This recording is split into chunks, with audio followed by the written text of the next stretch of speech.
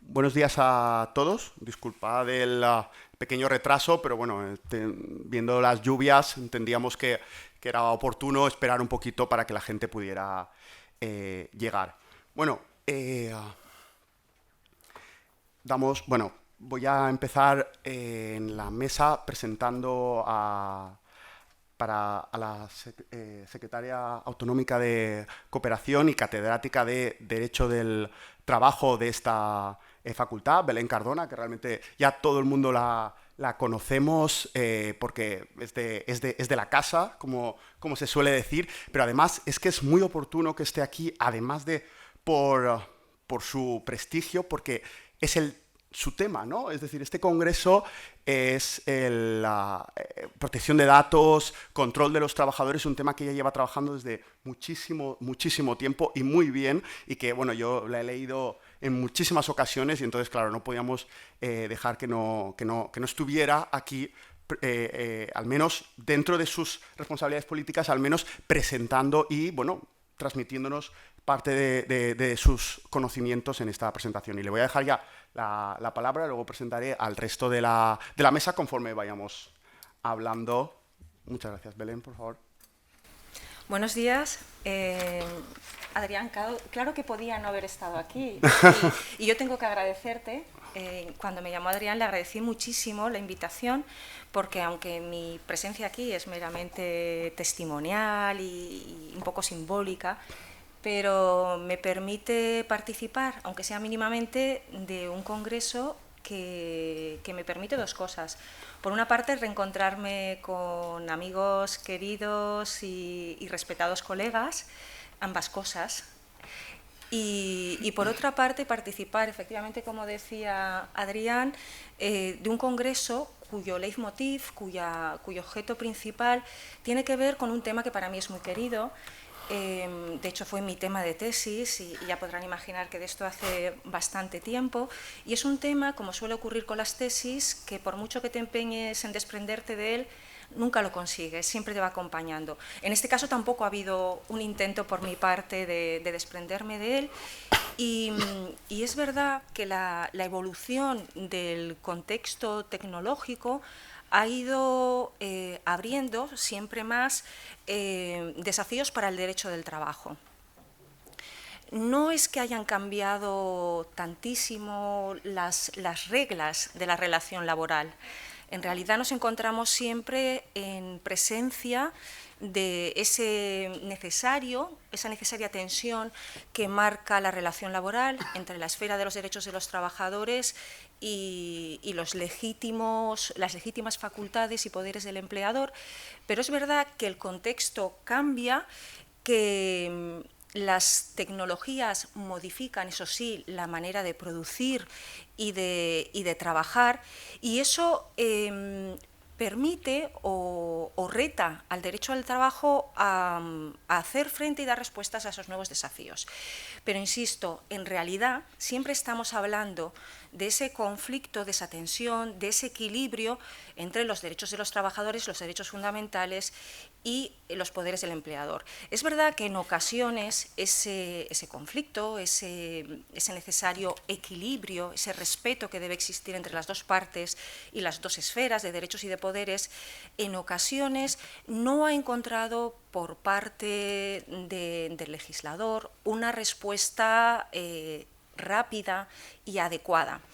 Durante muchísimo tiempo hemos estado funcionando básicamente con el contexto constitucional, con nuestra Carta Magna, que ya de por sí es importante no olvidarla y recordar siempre que las relaciones laborales parten de un concepto social de la empresa marcada por el primer precepto de nuestra Carta Magna, que es un principio regulador de las relaciones laborales que no tenemos que olvidar, pero hemos estado funcionando con un estatuto de los trabajadores no actualizado a estos nuevos desafíos, y con una interpretación de nuestros tribunales.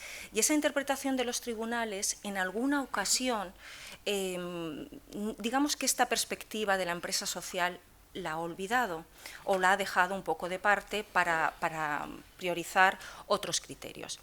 Pero en cualquier caso, ahora tenemos un contexto legal distinto que apoya a nivel internacional y supranacional. Hay sin duda un interés social, político por estos temas. Ayer por la tarde, sin ir más lejos, a través de las redes descubría un artículo de Daniel Innerarity, el catedrático de Filosofía Política, en el que precisamente iba por título «Lo digital es lo político», pero profundizando su lectura viene a hablar de lo mismo que se va a hablar en este congreso, de cómo la tecnología digital, que es una tecnología más potente que las tecnologías o que las anteriores evoluciones de la tecnología, van a condicionar, en este caso, la manera de hacer política. Y creo que ese es el punto. Estamos ante una tecnología o una evolución de la tecnología que incluso en el ámbito de las relaciones industriales se habla de la cuarta revolución industrial que está ocasionando esta nueva revolución industrial, la cuarta revolución industrial, pero que al final y en definitiva nuestros esfuerzos como juristas, como aplicadores del derecho y como agentes sociales, veo aquí representación de los agentes sociales en la Comunidad Valenciana, tiene que ser conseguir que no ser invadidos por esas tecnologías, sino aceptarlas, están ahí, no podemos ya desligarnos de ellas, pero encontrar a partir del derecho del trabajo las soluciones, las respuestas. Yo creo que la respuesta está en el derecho del trabajo y que simplemente tenemos que, a partir del nuevo reglamento de protección de datos, de la nueva ley de protección de datos reciente y del contexto internacional, ir adecuando esos instrumentos. Yo creo que este congreso, por otra parte, tiene un enfoque necesario, es un debate necesario, porque precisamente el enfoque es desde los derechos fundamentales, que a veces esto se nos olvida, se nos habla de esa visión distópica de las relaciones laborales, ¿no?, con la introducción de la automatización, de la digitalización, de la robotización, la destrucción de los puestos de trabajo, a nivel catastrófico, como un gran mal que se cierne sobre nosotros, pero nos olvidamos de la profundidad del debate que entraña, que es cómo seguir garantizando los derechos fundamentales de los trabajadores ante tecnologías que son útiles para producir, para trabajar, pero que al mismo tiempo tienen un altísimo potencial para vigilar, incidir e incluso invadir la esfera de los derechos fundamentales de los trabajadores. Bueno, nada más, únicamente insistir en que me parece que el enfoque de este congreso es muy adecuado, que también los ponentes que se han seleccionado, aparte de ser prestigiosos profesionales, tienen en su haber un conocimiento sobre este tema, son verdaderos especialistas, y que me parece también muy interesante que se haya buscado integrar a los agentes sociales, a la representación de la patronal y de los sindicatos, porque son ellos además los que tienen ese pulso de la realidad y los que tienen la necesidad de conocer y de aplicar estos instrumentos de los que hoy se va a debatir. Desear éxito a las jornadas y la verdad es que espero con mucha ilusión y expectación las conclusiones de este jornada. Muchísimas gracias.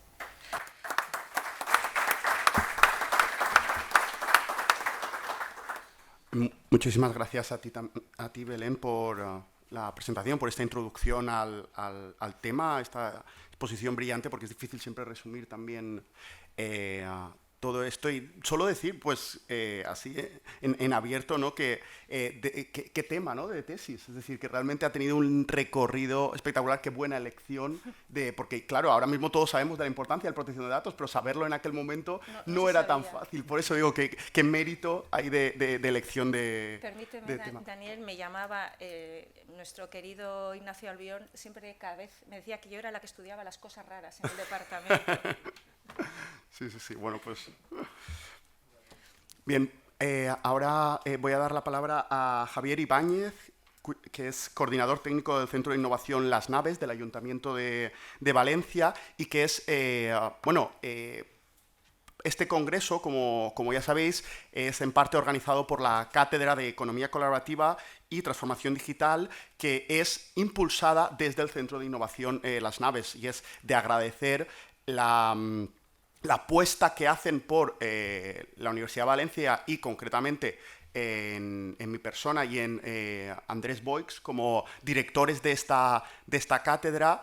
Y la verdad, pues eso, además del agradecimiento, yo creo que era importante que estuviera aquí para explicar y ver la apuesta que hacen ellos por esa colaboración del Ayuntamiento con la Universidad de Valencia.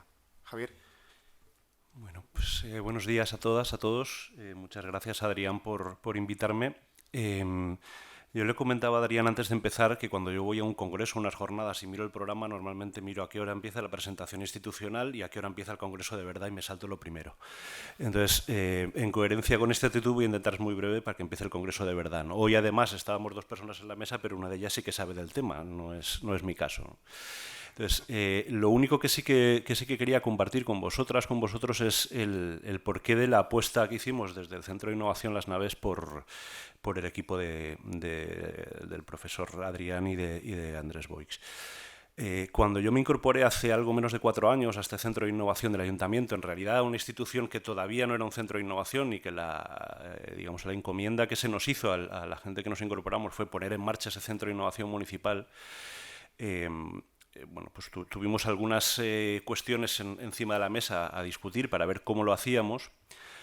Una de ellas fue el pensar qué significaba eso de poner en marcha un centro de innovación municipal y cuáles eran los retos a los que nos enfrentábamos. Entonces, nosotros pensamos que aquello de la innovación tenía que ver con hacer las cosas, superar los retos que tiene la ciudad de una manera diferente, pero todo el mundo nos decía que ahí la tecnología era lo crucial, ¿no? Y veníamos además de una época en la que las políticas municipales de innovación, las pocas que había, tenían una apuesta acrítica por la cuestión tecnológica, digamos. El futuro es la tecnología, las tecnologías digitales además, esto es incuestionable y por ahí tenemos que ir. Nosotros el planteamiento que nos hacíamos es que esto es cierto, que la tecnología puede ayudar a resolver muchos de los problemas no resueltos que tenemos en la ciudad, esto es una evidencia, pero que también nos pone encima de la mesa un montón de desafíos y de riesgos que nos pueden llevar por caminos complicados, ¿no? Y nos parecía interesante el trabajar en la cuestión tecnológica como un eje transversal en este centro de innovación, pero también poniéndole ese foco de precaución. Es decir, bueno, vamos a ver qué puertas nos puede abrir la tecnología para resolver los retos que tiene la ciudad, pero también qué riesgos entraña, ¿no? Y la primera conclusión a la que llegamos, y creo que fue una conclusión autocrítica, es que con el equipo que teníamos en la casa, en el centro de innovación, no teníamos capacidad para hacer eso. Y además, si se comentaba que estas tecnologías, digamos, una de las características que tienen es la vertiginosidad a la que avanzan, ¿no? Son rapidísimas en su evolución. También éramos conscientes que desde la administración, si una virtud no se tiene, es precisamente la de la celeridad, la de estar al día de las cosas que pasan, ¿no? Casi por definición somos lentos. Y por eso empezamos a buscar fuera con quién nos podíamos aliar para trabajar en este sentido. Conocíamos a Adrián, conocíamos su trabajo, nos parecía interesante, hicimos esa apuesta. Y 3 años después o 2 años después de empezar a hablar con él, 3 años después de tomar la decisión de hacerlo y 2 años después de empezar a hablar con Adrián, estamos muy contentos.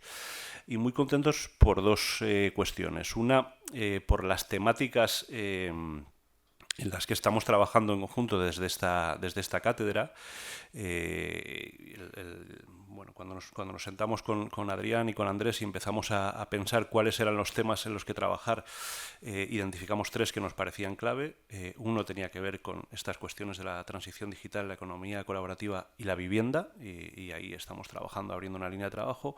Otra que tenía que ver con toda la cuestión de la movilidad vinculada también a la economía colaborativa, y una tercera que tenía que ver con el mundo del trabajo, con el mundo del empleo y con lo laboral. Nos parecía que eran 3 retos que se iban a ver afectados tremendamente por estas cuestiones de la digitalización y de la economía digital. Creo que acertamos, creo que son temas candentes, creo que acertamos además con el equipo, y una de las cosas que precisamente les agradezco es que nos ponen eso que a la Administración nos falta, y es la velocidad para estar en la última, digamos, de las cuestiones que en estos ámbitos están sucediendo, ¿no? Por lo tanto, para nosotros es un placer seguir trabajando con ellos, y esperamos que esta relación dure mucho tiempo. Muchas gracias.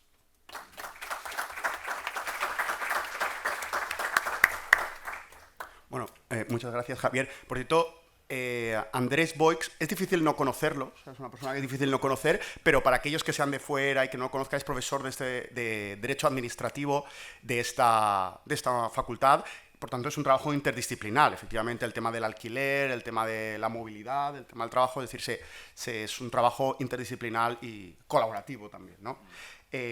Bien, y luego, bueno, pues a mí, simplemente porque, bueno, le tocaría a Miguel comentar, pero no sé si quiere decir... Vamos mal de tiempo.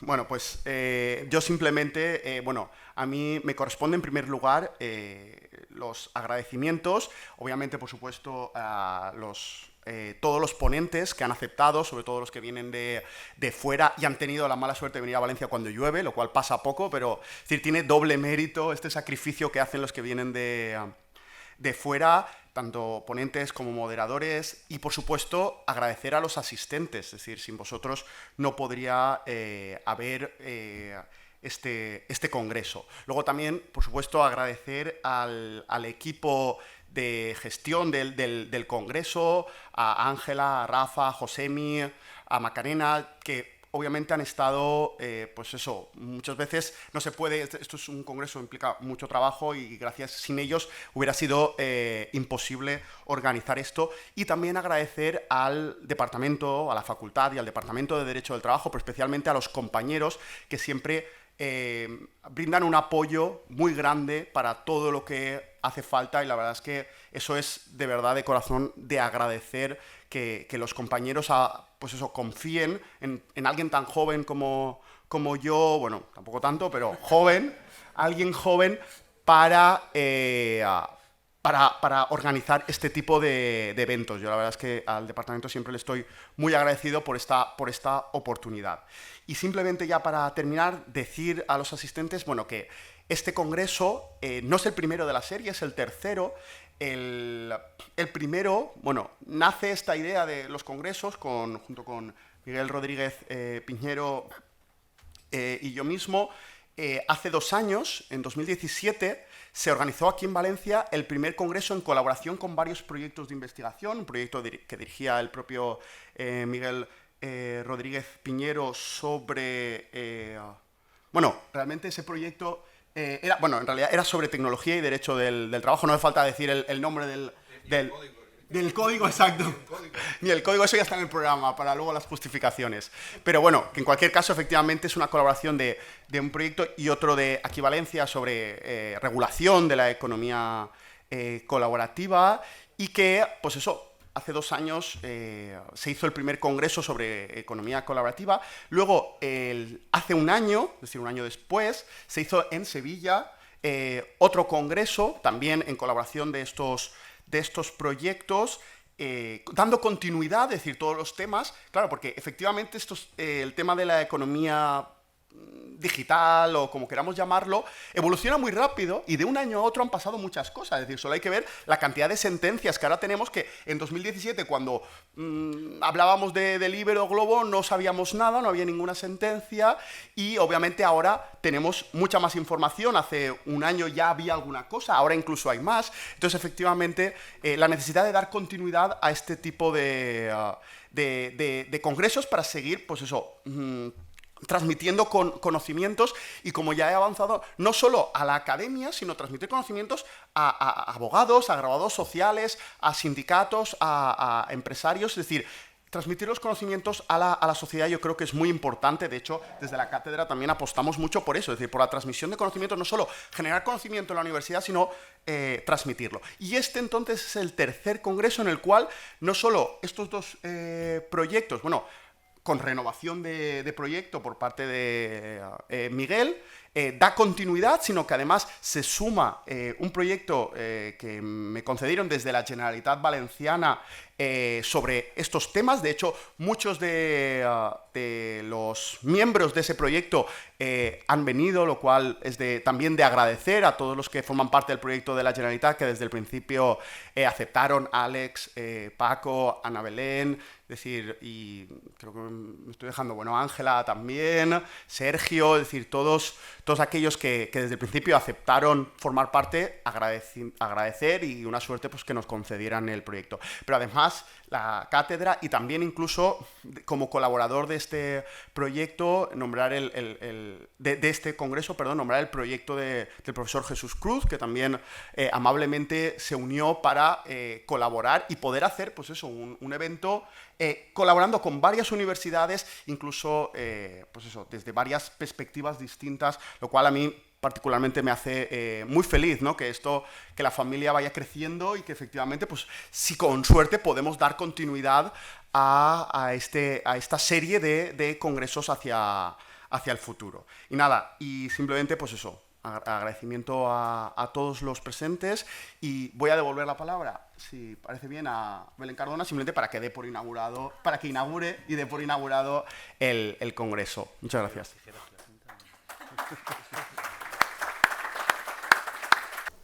Hola, muy buenos días. Buenos días, al menos por la actividad académica, que sin duda va a ser muy buena. Como decía en la película, elegí mal día para dejar de coger la moto, porque he hecho la temeridad de venir en moto un día como hoy en Valencia.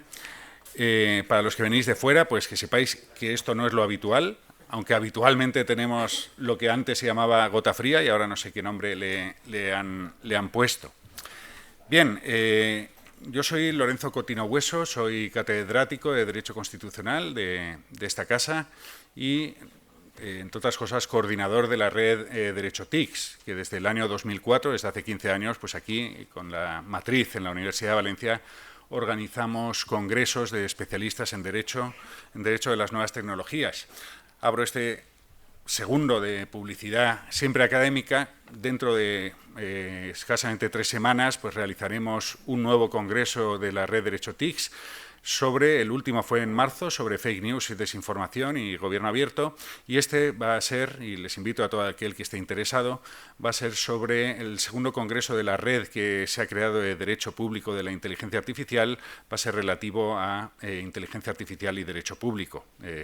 Cualquiera que quiera más información basta que ponga Derecho TICS en Google y ahí pueda acceder al programa. Pero hoy estamos para algo mucho más interesante para todos ustedes, que en este congreso, después de la presentación, me ha invitado el coordinador del congreso, Adrián Todolí. Me invitó, pues una de las posibilidades era ser ponente, otra ser moderador, y como persona de casa pues creo que era mucho mejor estar como moderador para aprovechar y que haya gente tan ilustre sobre estos temas de los que posiblemente ustedes también, pero bastantes personas desde hace muchos años nos dedicamos y está en plena efervescencia. El título de esta mesa redonda, que es Videovigilancia del trabajador y los derechos a la protección de datos y a la intimidad. Van a haber 3 intervenciones. La primera persona que va a intervenir, la cual la voy a presentar, dispondrá, como los otros, de 20 minutos, para luego, seguro que va a haber un fructífero debate, que si no alicientan ustedes, les adelanto que yo lo haré. La primera persona interviniente es la doctora Cristóbal Molina Navarrete, que es catedrática de Derecho del Trabajo y de la Seguridad Social de la... Perdón. ¿De quién va? Catedrática. No hay problema, pero... La paridad estaba garantizada en este congreso, les ruego disculpas. Estamos ya tan obsesionados, al menos en esta comunidad valenciana, para que un congreso se pueda realizar. Si no se cumple escrupulosamente la cuota, te retiran toda la subvención. Entonces ya estamos tan el cerebro así que ya hasta cambiamos el género a veces de manera involuntaria. Ruego disculpas, Cristóbal, catedrático de Derecho del Trabajo y de Seguridad Social de la Universidad de Jaén. Sin más y sin menos, y pidiendo de nuevo disculpas, es su turno.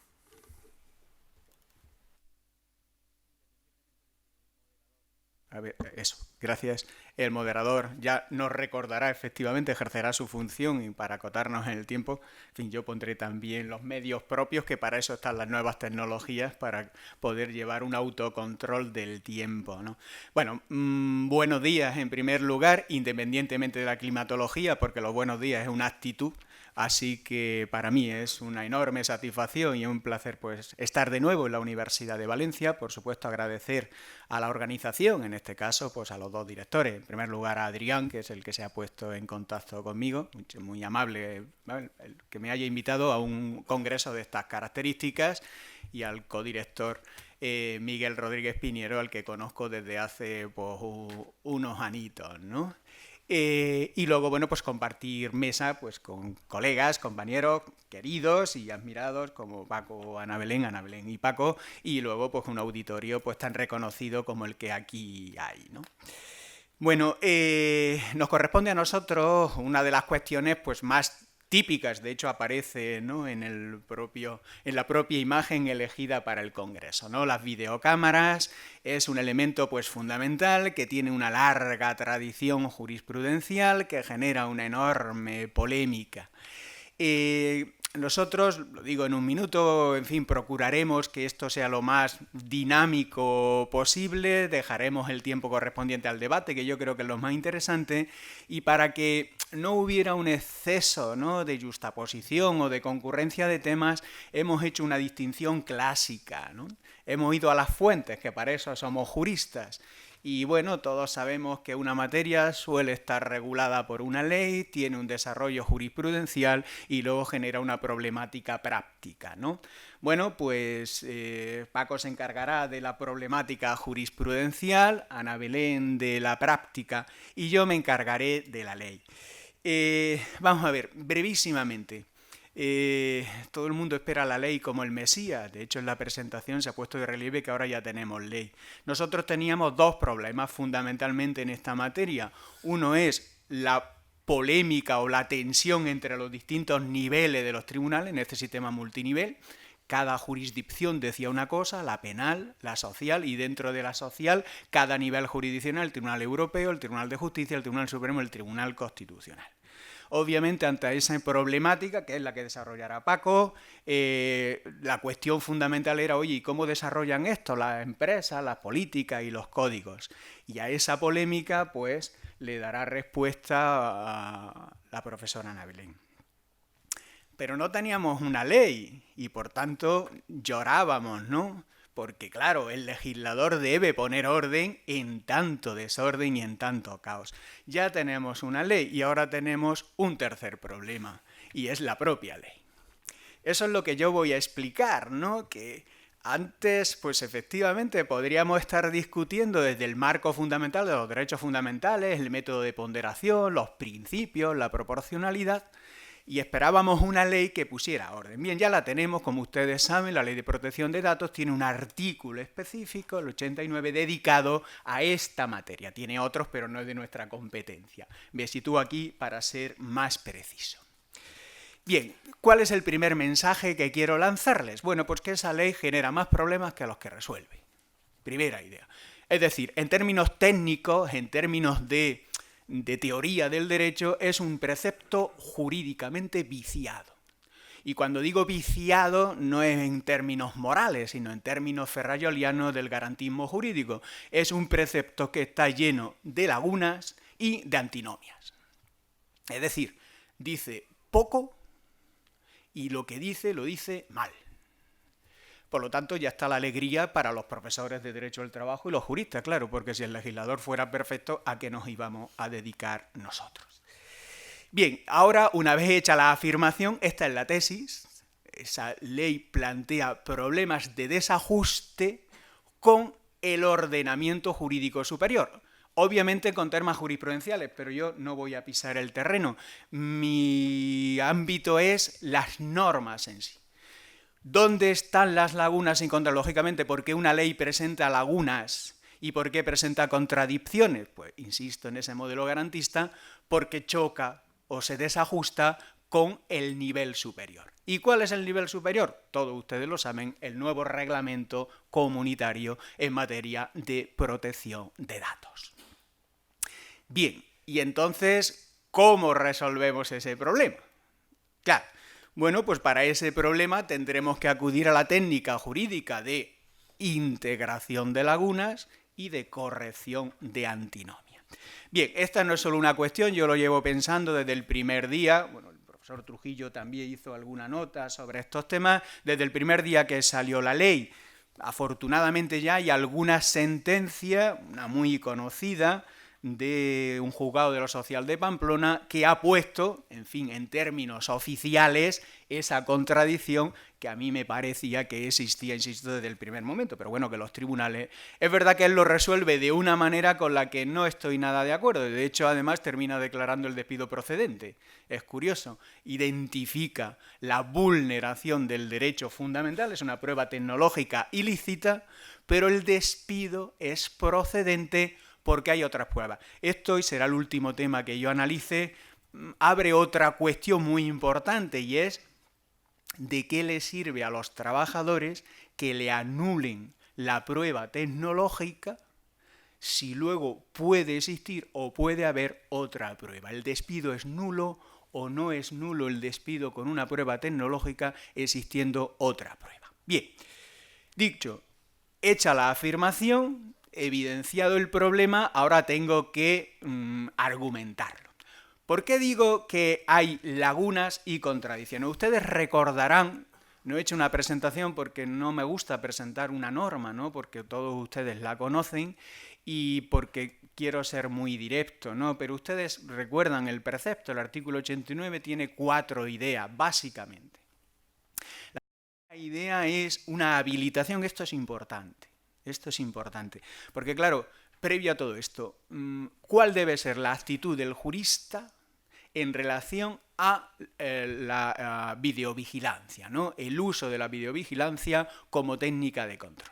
Y aquí hay dos posibilidades, básicamente, que aunque puedan parecer lo mismo, no lo son, y el matiz es determinante.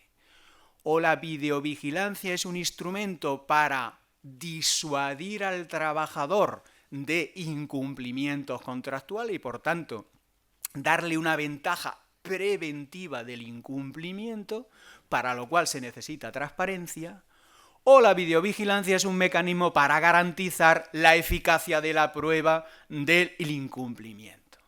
Esto que alguien puede decir, oye, pues no son dos caras de la misma moneda, sí, pero, cuidado, si ponemos el énfasis en el factor disuasorio, quiere decir que hay que informar siempre, ¿no? Para que yo algo me disuada tengo que conocerlo.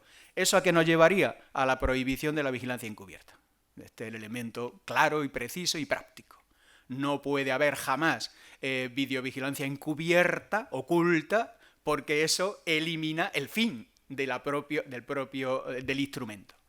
Ahora bien, si lo que prima es la eficacia del instrumento de la prueba tecnológica, la cosa cambia porque efectivamente el deber de información, ahí está, lo reconoce la ley, pero entonces ya podemos introducir excepciones cuando el interés empresarial específico, la eficacia de un incumplimiento significativo, esté en el primer nivel. Esto no lo digo yo, lo dice la ley.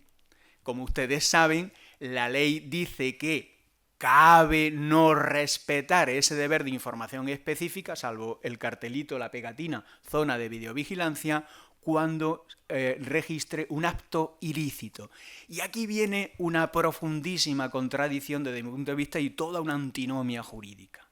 El reglamento no prevé, el reglamento comunitario, no prevé excepciones. Primer punto. Pero segundo punto, alguien puede decir, hombre, las leyes comunitarias también se interpretan conforme a principios, ¿no? Principio de eficacia, principio de proporcionalidad, principio de efectividad de la tutela. Ya, pero miren que habla de acto ilícito. Ustedes recordarán que en los proyectos previos se hablaba de delito. Todos los juristas que estamos aquí y los que no son juristas, o al menos estén todavía en formación, saben que no es lo mismo acto ilícito que acto ilícito penal, porque acto ilícito es todo. Un incumplimiento contractual es un acto ilícito.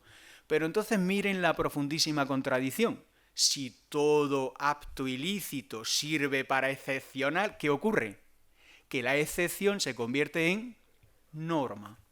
Y si la excepción, luego iremos si hay o no excepciones, ¿no? Eso es un primer problema. Pero incluso, y para abrir debate, ¿no? Aceptemos incluso, aunque sea dialécticamente, que puede haber situaciones especialmente graves que exijan. De hecho, el Tribunal Constitucional, que acaba de dictar una sentencia en relación al periodismo de las cámaras ocultas, que prohíbe ese uso, sin embargo, dice, oiga, en determinadas circunstancias, ¿no? Por tanto, frente al radicalismo, frente a la posición radical que la hay en doctrina, incluso esta sentencia, ¿no? Está completamente prohibido la vigilancia encubierta. Vamos a no aceptar estrictamente ese principio, es decir, oiga, el propio Tribunal Europeo de Derechos Humanos, luego lo veremos, acepta ciertas circunstancias. Ahora bien, lo que no puede ser es que el acto sea cualquier acto, el acto ilícito. Eso no tendría ningún sentido. Pero voy más allá, ¿no? Esta es una profundísima contradicción, pero lo decía, la norma habilita, esto es un tema interesante, está en la Ley de Protección de Datos. No en el Estatuto de los Trabajadores, donde hay un precepto, como ustedes saben, de remisión. Es una técnica de reenvío incluso formal. Saben ustedes que esto tampoco era así. En los proyectos originarios había una remisión material, incorporaba el contenido del derecho al estatuto. Luego se decidió que no, por lo tanto el estatuto es un convidado de piedra y lo único que sirve es para dar pie. Pero es curioso, el artículo 20 bis no es un precepto que se configure como un sistema de límites al poder, sino como un sistema de límites al derecho fundamental. Ya sé que todo es lo mismo si hacemos pluma gorda, pero como aquí estamos para hacer pluma fina, el enfoque de nuevo es muy importante, porque la ley pone el foco en la habilitación, tanto es así que lo configura para el control de la actividad. Y aquí se carga, por tanto, el test de la justificación. Porque como todos saben, todo esto tiene básicamente, ¿no?, 3 test. Justificación de la medida, transparencia de la medida, proporcionalidad de la medida. La ley ha prescindido la justificación, presupone que la videovigilancia siempre es necesaria, siempre y cuando exista información. Y además, a veces hasta prescinde de la información. Pero decía, ya les he puesto de relieve las contradicciones, lagunas, porque esto, en fin, para ilustrar lo que le estoy diciendo y luego abrimos el debate. ¿Hasta dónde llega el derecho de información? La ley reconoce el deber de información previo, preciso, pero no habla de la finalidad. Nosotros sabemos que un elemento fundamental, y aquí ya hay una sentencia muy reciente de un juzgado, el juzgado número 3 de Bilbao, que en un asunto de una farmacéutica, bueno, es una farmacia y tal, donde, bueno, se produce un problema de descuadre, de caja y tal, con un sistema de control, ¿no?, de la contabilidad y tal, al que pueden acceder por terminales, es decir, un sistema bastante sofisticado. Pues resulta que en una de ellas, en uno de los terminales, se demuestran determinados problemas, ¿no? Se utiliza la prueba tecnológica, todo el mundo sabe, ¿no?, la utilización que existe y tal, pero, bueno, no había una información muy precisa, pero se sabe, ¿no?, se había dado esa información previa básica, ¿no? Bien, ahí se plantea, ¿esa prueba tecnológica es útil o no? La juez, es una sentencia de junio, es muy reciente, no está publicada en el CENDO, pero bueno, si alguno quieren yo se la puedo proporcionar. La juez acepta la prueba tecnológica. Luego declara el despido improcedente porque la prueba tecnológica luego no es capaz de identificar estrictamente quién es el culpable. Por tanto, no es un problema de validez de la prueba tecnológica que acepta, pese a que no se informa de la finalidad y todas esas cosas, sino de un problema de imputabilidad. No identificamos a la autora o autor, ¿no? Por tanto, el despido es improcedente. Pero miren que me interesa en la primera parte, no la improcedencia. Sin informar de la finalidad, puesto que se había hecho una información básica y los trabajadores lo conocían, se supone que suficientemente. Bien, ustedes saben, para no irme más allá y plantear la cuestión y el debate, el reglamento expresamente, artículos 12, 13, 14 del reglamento, en fin, no son ustedes conocedores de esto, no me pierdo, ¿no?, en la legislación, luego si quieren hablamos, pero el reglamento dice con toda claridad que en toda esa información que debe ser información útil, ¿no?, el criterio es que la información tiene que ser útil para cumplir la finalidad, entra la finalidad. La norma no está. Bien, ¿eso qué quiere decir? Es contrario, por tanto, la ley está, o dicho de otra manera, la ley está devaluando el contenido de la información. ¿Puede la ley nacional devaluar el contenido de la información? Es evidente que no. Esto tiene fácil solución porque yo entiendo que es una laguna jurídica que debe ser integrada con el reglamento que tiene primacía. Y para terminar, por no agotar todo el tiempo, hay otra cuestión que me parece muy interesante, ¿no? Y es los derechos colectivos. Los derechos colectivos, ¿no? Porque, bueno, ya saben ustedes que otro de los grandes déficits de la ley, curiosamente, es, luego veremos algunos otros temas en materia de desconexión digital, en la monitorización, pero es que aquí, como ustedes saben, se han devaluado notablemente porque en vez de derechos de negociación, aquí hay información, audiencia, y en este caso además dice en su caso, ¿no? Bien, a mí esto me parece un tema muy importante porque entiendo que una de las garantías, en función del artículo 88 del propio reglamento y del artículo 91 de nuestra ley, justamente la negociación con la autonomía colectiva, dado que el consentimiento es, bueno, pues en fin, el consentimiento es una garantía prácticamente inexistente en las relaciones laborales por la posición de subordinación, como bien se viene diciendo en la práctica administrativa, la práctica consultiva comunitaria, ¿no? El grupo 29, ¿no? Hoy organismo consultivo y tal, ¿no? ¿Cómo se puede compensar eso? Pues lógicamente con la autonomía colectiva. Bien, esto puede ser una proclama, pero ¿dónde va el análisis jurídico? El análisis jurídico es entender que dado que estamos en un ámbito de derechos fundamentales, por cierto, no solo la intimidad, que es lo que dice el estatuto, sino la protección, nueva confusión, pero en fin, esto no me parece tan relevante, aunque es importante. El artículo 89 se imbrica en el derecho a la intimidad, pero la protección es el derecho fundamental que tiene autonomía, la protección de datos, y esto es muy importante, ¿por qué? En fin, como hicieron algún artículo del profesor Mercader y Nacho García Perrote, la intimidad se había el derecho de protección de datos se había comido la intimidad. Pero curioso que la ley hace al revés. La intimidad se come la protección de datos. Y esto no es irrelevante, pero decía, y termino con esto, decía, yo hago una crítica, hay un déficit profundo del control de autonomía colectiva en esta materia, cuando tenía una habilitación comunitaria muy potente, al margen de que el dato real lo haría. Pero ¿cómo podemos intentar desde la interpretación?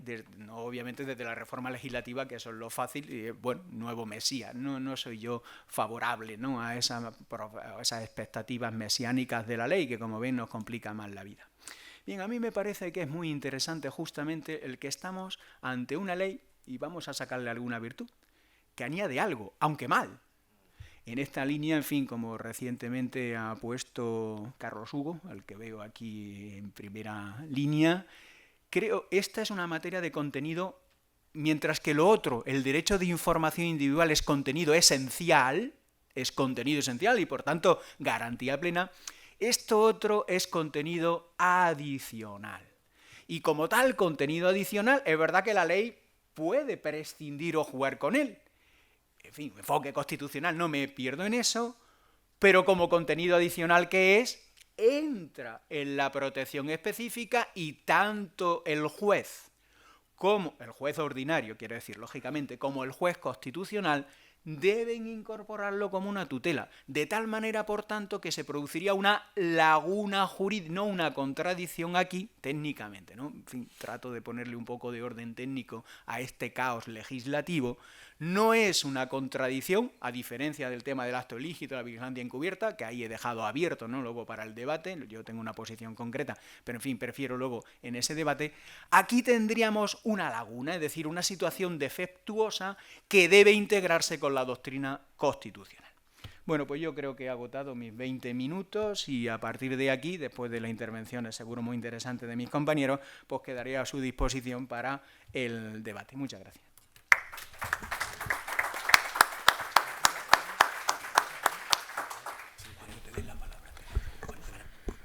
Después de los 19 minutos y 15 segundos de la intervención, le agradezco porque así seguro que tendremos un tiempo estupendo para el debate que sin duda ha suscitado ya la primera intervención. Pasamos a la segunda, que no voy a cambiar el género en esta ocasión. El don Francisco Trillo Párraga, profesor de Derecho de Trabajo de la Seguridad Social de la Universidad de Castilla-La Mancha. Es su turno. Muchas gracias. Bien, pues muchas gracias. Buenos días a todas y a todos. No me cambiaron el género, pero sí Cristóbal me cambió el apellido de Trillo a Trujillo. Ya saben que tampoco hay mucha distancia, incluso desde el punto de vista geográfico nacional, ¿no? No pasa nada y para eso estamos y tomarlo con buen humor. Bueno, dedicar un minutito nada más a agradecer, ¿no?, a la organización, a Adriana, a Miguel, pues la invitación a participar, ¿no? En el primer congreso yo participaba, presentaba una comunicación, me invitaron y por tanto muy agradecido, sobre todo además de compartir mesa con estas compañeras, con estas colegas y colegas que, bueno, pues que son estupendos y que seguramente van a aportar lo que yo no voy a ser capaz de hacer, ¿no? Bien, ahí antes de entrar, cuando nos poníamos de acuerdo, lógicamente, a través de las nuevas tecnologías, el correo electrónico, a veces llamamos nuevo a cosas que vienen existiendo toda la vida. Esta mañana Belén Cardona yo creo que señalaba algo muy importante en ese sentido, ¿no? Y es que llamamos novedad y nos dejamos obnubilar por situaciones que son, ¿no?, antiguas, incluso algunas viejas, podríamos decir, tantos como el sol, pero que de pronto en ese correo electrónico decíamos dos cosas, una, coordinarnos y otra, intentar ser provocativos, ¿no? Bueno, como el tiempo además, yo no sé si lo voy a hacer, pero lo voy a intentar. Como el tiempo además es breve, yo lo que sí el análisis de la jurisprudencia en materia de videovigilancia en relación con el derecho fundamental a la intimidad, lo voy a realizar, si les parece, y se lo anticipo, bajo tres presupuestos que me parece fundamental para entender cómo es los vaivenes e inconsistencias de la jurisprudencia tanto casacional como constitucional, ¿no? Y sobre todo el cambio de 2013 a 2016 fundamentalmente. Bueno, la primera de ellas, y yo creo que esto nos concierne a todos, desde la universidad, desde la abogacía, desde el ámbito judicial, lógicamente parece, ¿no?, y yo creo que Cristóbal lo ha señalado, que existe una falta de elaboración teórica, ¿no?, en esta materia fundamentalmente referida, pues, a la función social que cumple hoy el derecho a la intimidad, a cuál es el bien jurídico que se protege, si es la intimidad, si es la privacidad, si eso permite, ¿no?, hoy, ante la evolución que ha habido de la intimidad, eso permite proteger correctamente el derecho fundamental de qué se trata, y en definitiva, hasta dónde llega la vida privada social, ¿no?, aquella que tiene lugar en el ámbito laboral, y joder, no dejemos, ¿no?, de recordar que allí pasamos buena parte de nuestro tiempo, ¿no?, o la mayor parte de nuestro tiempo, por tanto, con una cierta importancia, ¿no?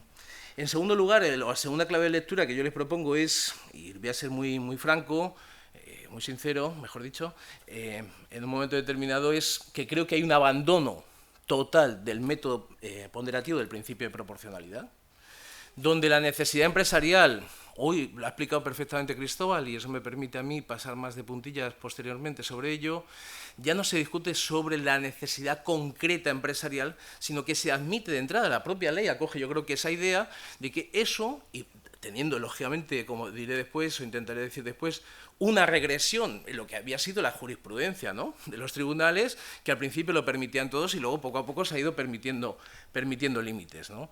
Y por tanto, insisto, en esa necesidad concreta, en la justificación, como decía antes Cristóbal, como efectivamente en la proporcionalidad más estricta, ¿no? Es decir, oiga, ¿qué medios está usted, ¿no?, utilizando, empresario, para qué finalidades? Y si, en definitiva, como creo que fue el motivo de discordia, el voto particular de la sentencia del Tribunal Constitucional del 2016, hay medios para llegar a esos fines sin que sean tan invasivos con el derecho fundamental de los trabajadores a la intimidad, ¿no? Bueno, y en último lugar, y yo creo que esto, de verdad, sí que ha habido una evolución progresiva, pero creo que hay un desdén, diría yo, vergonzante, ¿no?, de lo que es los tribunales españoles, con carácter general, algunos señaladamente, de lo que viene a ser los tratados internacionales, Convenio Europeo de Derechos Humanos y la jurisprudencia que elabora el Tribunal Europeo de Derechos Humanos, ¿no? Creo que si Barbulesco II, López Ribalda estuvieran, ¿no?, leídas e interpretadas a la luz del Tribunal Constitucional y también del Tribunal Supremo, lógicamente hoy a lo mejor no estaríamos sentados discutiendo sobre alguna de las cuestiones, porque creo que son meridianamente claras, que admiten poca interpretación al respecto y sí que nos permiten, como decir, dedicar tanto y tanto tiempo a este tipo de encuentros que son, por tanto, muy necesarios. Dos apuntes finales antes de entrar rápidamente al contenido más importante, ¿no? Yo creo que el contexto, y hay que señalarlo, de la intimidad es un contexto, como decir, un derecho que está puesto en un contexto internacional donde el mantenimiento del orden y de la seguridad, también en las relaciones laborales, prima sobre cualquier otro derecho, ¿no? Yo simplemente recuerdo el acuerdo firmado entre Estados Unidos y la Unión Europea en materia de datos, de obtención de datos y de transferencia de datos de pasajeros en aeropuertos, ¿no?, donde ustedes saben que además hay una jurisprudencia comunitaria que declara parcialmente incompatible con el artículo 8 del Convenio Europeo de Derechos Humanos. Quiero decir que el contexto internacional antepone bienes jurídicos, en este caso la seguridad y el mantenimiento del orden, por decirlo de alguna manera, frente a la intimidad. Y todos sabemos, ¿no?, cuando vamos a los aeropuertos, cuál es lo que están cogiendo de nuestros datos, bueno, todo o lo que vemos al menos, ¿no? Y en el ámbito nacional, y esto también lo decía muy bien Cristóbal en su última parte, yo creo que en esta materia hay una pata que se queda sin desarrollar y hay como una especie de alejamiento forzado, incluso respecto a lo que es la normativa comunitaria, y tiene que ver con el papel, ¿no?, de las organizaciones sindicales en el desarrollo y la protección del bien jurídico, ¿no?, del derecho fundamental, que me parece completamente imprescindible, que además tampoco suponía, como decir, ningún tipo de dificultad ni de antagonismo, precisamente con el reglamento, y que se le puede dar un desarrollo quizá mucho más extenso en la Ley Orgánica 3/2018 de diciembre, ¿no?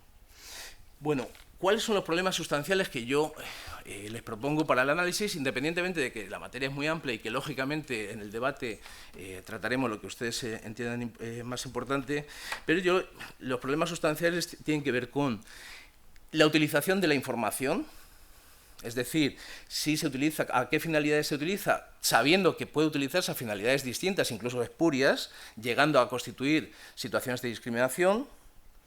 Dos, la visibilidad permanente que implica hoy, ¿no?, determinados controles como la videovigilancia en relación con tratamiento de datos y con redes sociales que no acotan esa supervisión al lugar y al tiempo de trabajo, sino que también lo trasladan fuera del lugar y del tiempo de trabajo, y que, insisto, pueden poner, ¿no?, o pueden descubrir, o pueden revelar, o pueden compartir, pues, situaciones como aspectos, ¿no?, de la vida privada, como relaciones, salud, ideología, afectividad, en fin, una serie de situaciones que, lógicamente, forman parte de la esfera de privacidad de las personas, también de los trabajadores, lógicamente.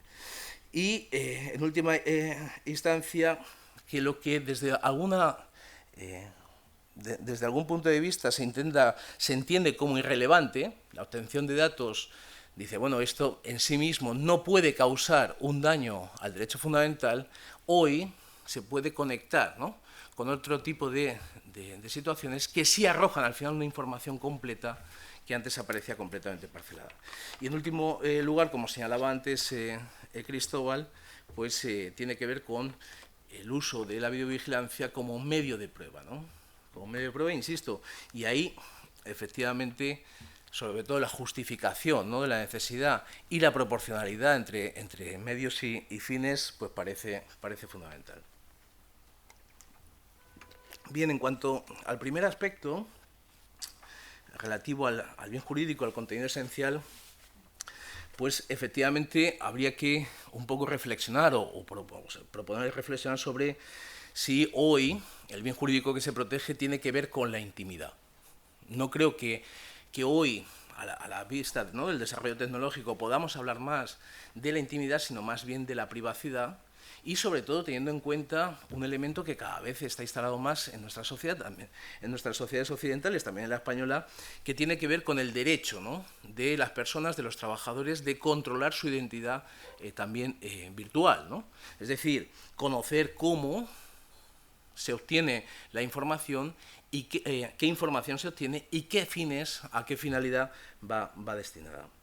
Y yo creo que en este sentido la jurisprudencia, ¿no?, del Tribunal Constitucional, o digamos la protección del ordenamiento jurídico español, y luego lo insistirá sobre ello seguramente Ana Belén, pues presenta como dos almas, ¿no? Mientras que la jurisprudencia casacional y constitucional se centra exclusivamente en el derecho a la intimidad, la Agencia Española de Protección de Datos parece que insiste mucho más, o es más amplia, en el ámbito de la protección de datos, que es precisamente el cambio jurisprudencial en sentido positivo para los intereses de los trabajadores que se produce con la sentencia del Tribunal Constitucional 29/2013, ¿no?, donde por primera vez la videovigilancia se adopta, se analiza desde una perspectiva de la protección de datos, exigiendo, lógicamente, un tipo de información, tanto desde el punto de vista temporal, que sea previa, como el carácter absoluto y el contenido que tiene que tener esa información, ¿no? Bien, en segundo lugar, lo que tiene que ver con el juicio de proporcionalidad y los límites. Decía antes, insisto, que además ha sido puesto de manifiesto por la doctrina. Yo creo que Diego Álvarez, pero también Goñi han dicho esto, y yo creo que además yo me sumo a esa idea de que efectivamente hay un abandono, ¿no? Hay un abandono del método ponderativo, del principio de proporcionalidad, en el sentido de que volvemos a esa interpretación que hacían antes los tribunales, que el empresario, en base al artículo 23 del Estatuto de los Trabajadores, podía utilizar métodos de vigilancia sin ningún tipo de justificación ninguna. Lo veremos después, y yo intento, insisto, ser provocador en ese sentido, y nada más, y si quieren lo recuperamos en el debate, ¿no? Lo digo porque efectivamente, como elemento disuasorio, en el sentido que había señalado antes Cristóbal, pues parece que no sería suficiente, ¿no? Yo quiero recordar, mientras estaba interviniendo Cristóbal, que la sentencia del Tribunal Europeo de Derechos Humanos, Barbulescu II, hacía alguna referencia a que para que las relaciones laborales puedan efectivamente funcionar y desarrollarse plenamente, de forma correcta, tiene que primar el principio de confianza entre las partes, permitiendo incluso una capacidad de negociación. Quiero decir que creo que desde el punto de vista de la jurisprudencia del Tribunal Europeo de Derechos Humanos, el elemento, ¿cómo decirlo?, justificar la necesidad empresarial como elemento disuasorio, más allá de las obligaciones concretas sobre la información, es incompatible con la protección del derecho fundamental, del derecho humano. Me parece a mí. Pero también, efectivamente, como medio de prueba, y ahí sí que, efectivamente, pues entra todo lo que tiene que ver con el voto particular de la sentencia del Tribunal Constitucional de 2016. Bien, la sentencia del Tribunal Constitucional, y con esto me dirijo ya hasta el final, ¿no?, para centrarme y dejar un espacio más importante a cuáles son los contenidos que el Tribunal Europeo de Derechos Humanos ha sentado en esta materia, tanto en la sentencia Barbulescu II como en López Rivalda. Yo creo que efectivamente, o mi interpretación, ha habido como una especie de pelea, ¿no?, de pugna por saber si ha habido cambio de interpretación o no ha habido cambio de interpretación. No sé si hay tanto un cambio de interpretación como efectivamente lo que sí ha habido es una reducción a mero formalismo, el deber de información, permitiendo, ¿no?, que simplemente pegar la pegatina en el exterior, informando de la existencia de videovigilancia, cumpla con ese deber de información, en el sentido que señalaba la instrucción, ¿no?, de la Agencia Española de Protección de Datos 1/2006. Y es aquí donde efectivamente, de nuevo, la proporcionalidad entre medios y fines se pone de manifiesto, y habría que preguntarse en este caso, y yo concuerdo con el sentido del voto particular expresado por los dos magistrados del Tribunal Constitucional en ese momento, que hubiera sido perfectamente posible alcanzar el mismo fin sin utilizar esos medios tan invasivos para la intimidad del trabajador. En último lugar, y para cumplir con el tiempo dado, simplemente qué es lo que dice el Tribunal Europeo de Derechos Humanos al respecto, y lo dice de una forma además clarísima, manera contundente y sin mucha formalidad, ¿no? Bueno, pues que la videovigilancia encubierta, como se decía antes, sin información previa, es una intromisión considerable de la intimidad de los trabajadores, de la vida privada de los trabajadores. Que esa información además tiene que tener carácter absoluto. Que el poder público tiene encargadas en la defensa de ese derecho obligaciones de carácter positivo. Que los tribunales, en el análisis de los conflictos que puedan surgir entre ambos derechos, lógicamente tienen que buscar un justo equilibrio que se justifique y que pondere efectivamente uno y otro derecho. Y, en último lugar, algo a mí me parece bastante destacable, y es algo que en nuestra jurisprudencia pasa inadvertido muchas veces, la vigilancia prolongada en el tiempo incumple automáticamente con los requisitos del deber de información, según acabamos de decir. Bueno, yo me paro aquí, seguramente a lo mejor hubiera podido utilizar algún minutito más, pero prefiero efectivamente, como en el debate, recuperar todo aquello que ustedes entiendan oportuno. Muchas gracias por su atención.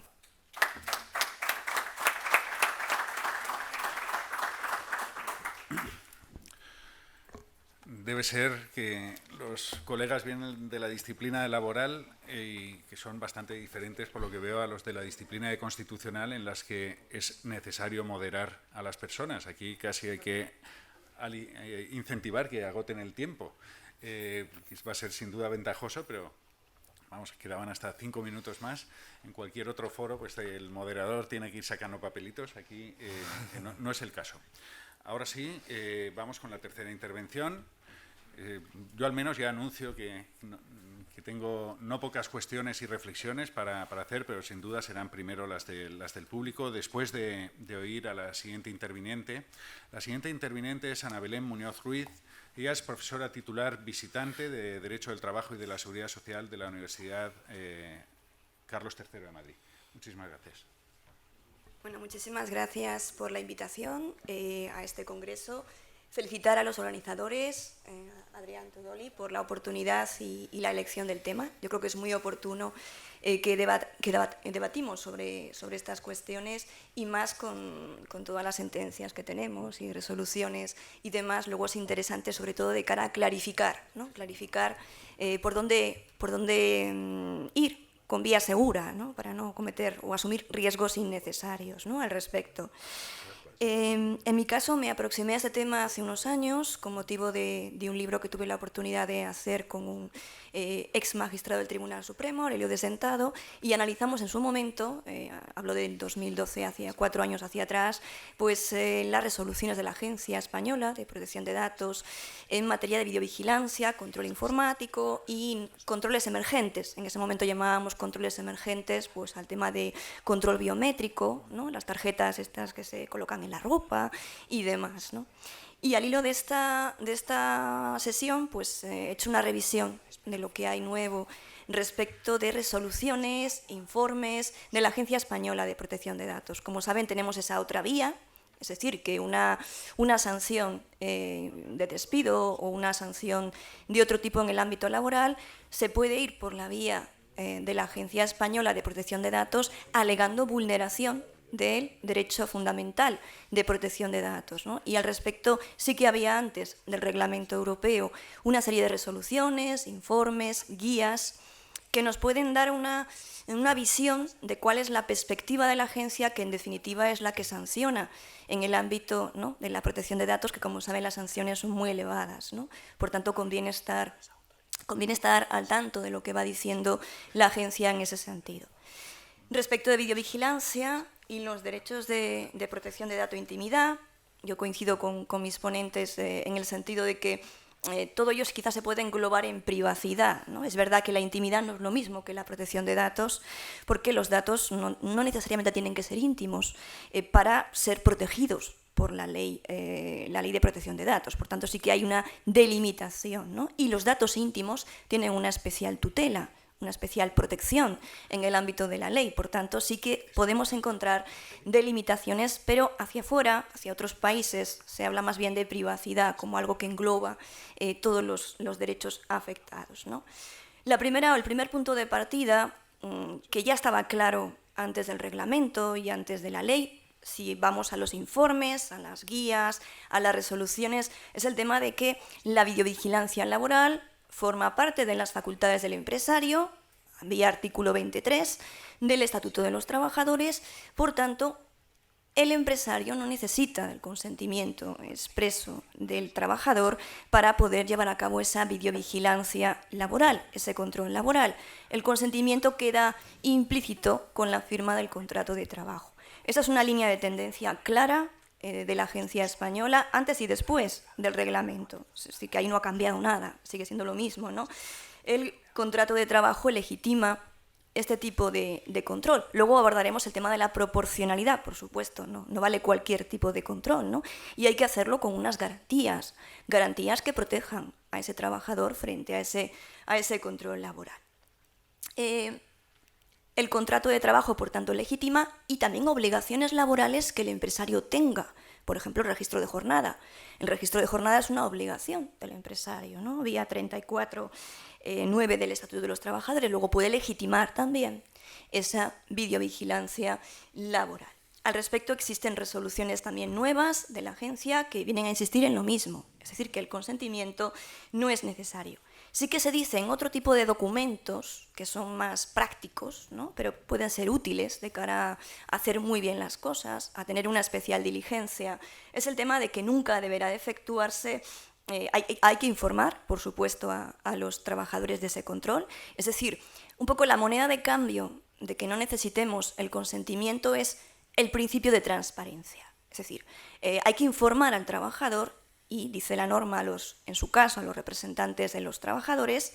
En este caso, la agencia habla en una ficha práctica reciente representación sindical, es decir, que interpreta, no sé por qué, pero yo creo que todos, ¿no? a los representantes de los trabajadores, interpreta que es la representación sindical y dice en una ficha práctica, pero que es interesante tenerlo en cuenta, que por supuesto no valen direcciones particulares ni llamadas a móviles privados, es decir, no es una práctica normal al uso, pero para evitar ese tipo de cosas lo deja escrito en una ficha práctica. Por tanto, la moneda de cambio es la transparencia, es decir, el control oculto, el control no informado, en principio, desde mi punto de vista, teniendo en cuenta la evolución de la Agencia Española de Protección de Datos, supone una vulneración del contenido esencial, del derecho fundamental de protección de datos. Y los supuestos son muy excepcionales y yo no conozco en resoluciones de la agencia que se haya validado el control oculto. Es decir, el control oculto, el control no informado, es un supuesto muy, muy excepcional. Esto por lo que se refiere a la videovigilancia.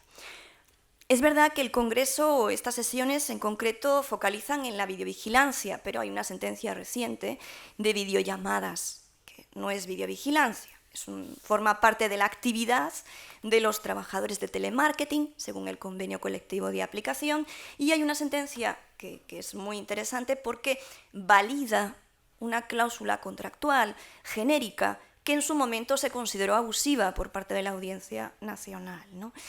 El Tribunal Supremo, en 2019, viene a decir que esa cláusula no es abusiva, aunque sea genérica. Es decir, es una cláusula que viene incorporada a todos los contratos de trabajo del personal de esta empresa. No es abusiva porque entiende que realmente no hace falta consentir algo que forma parte de tu actividad laboral, en este caso las videollamadas.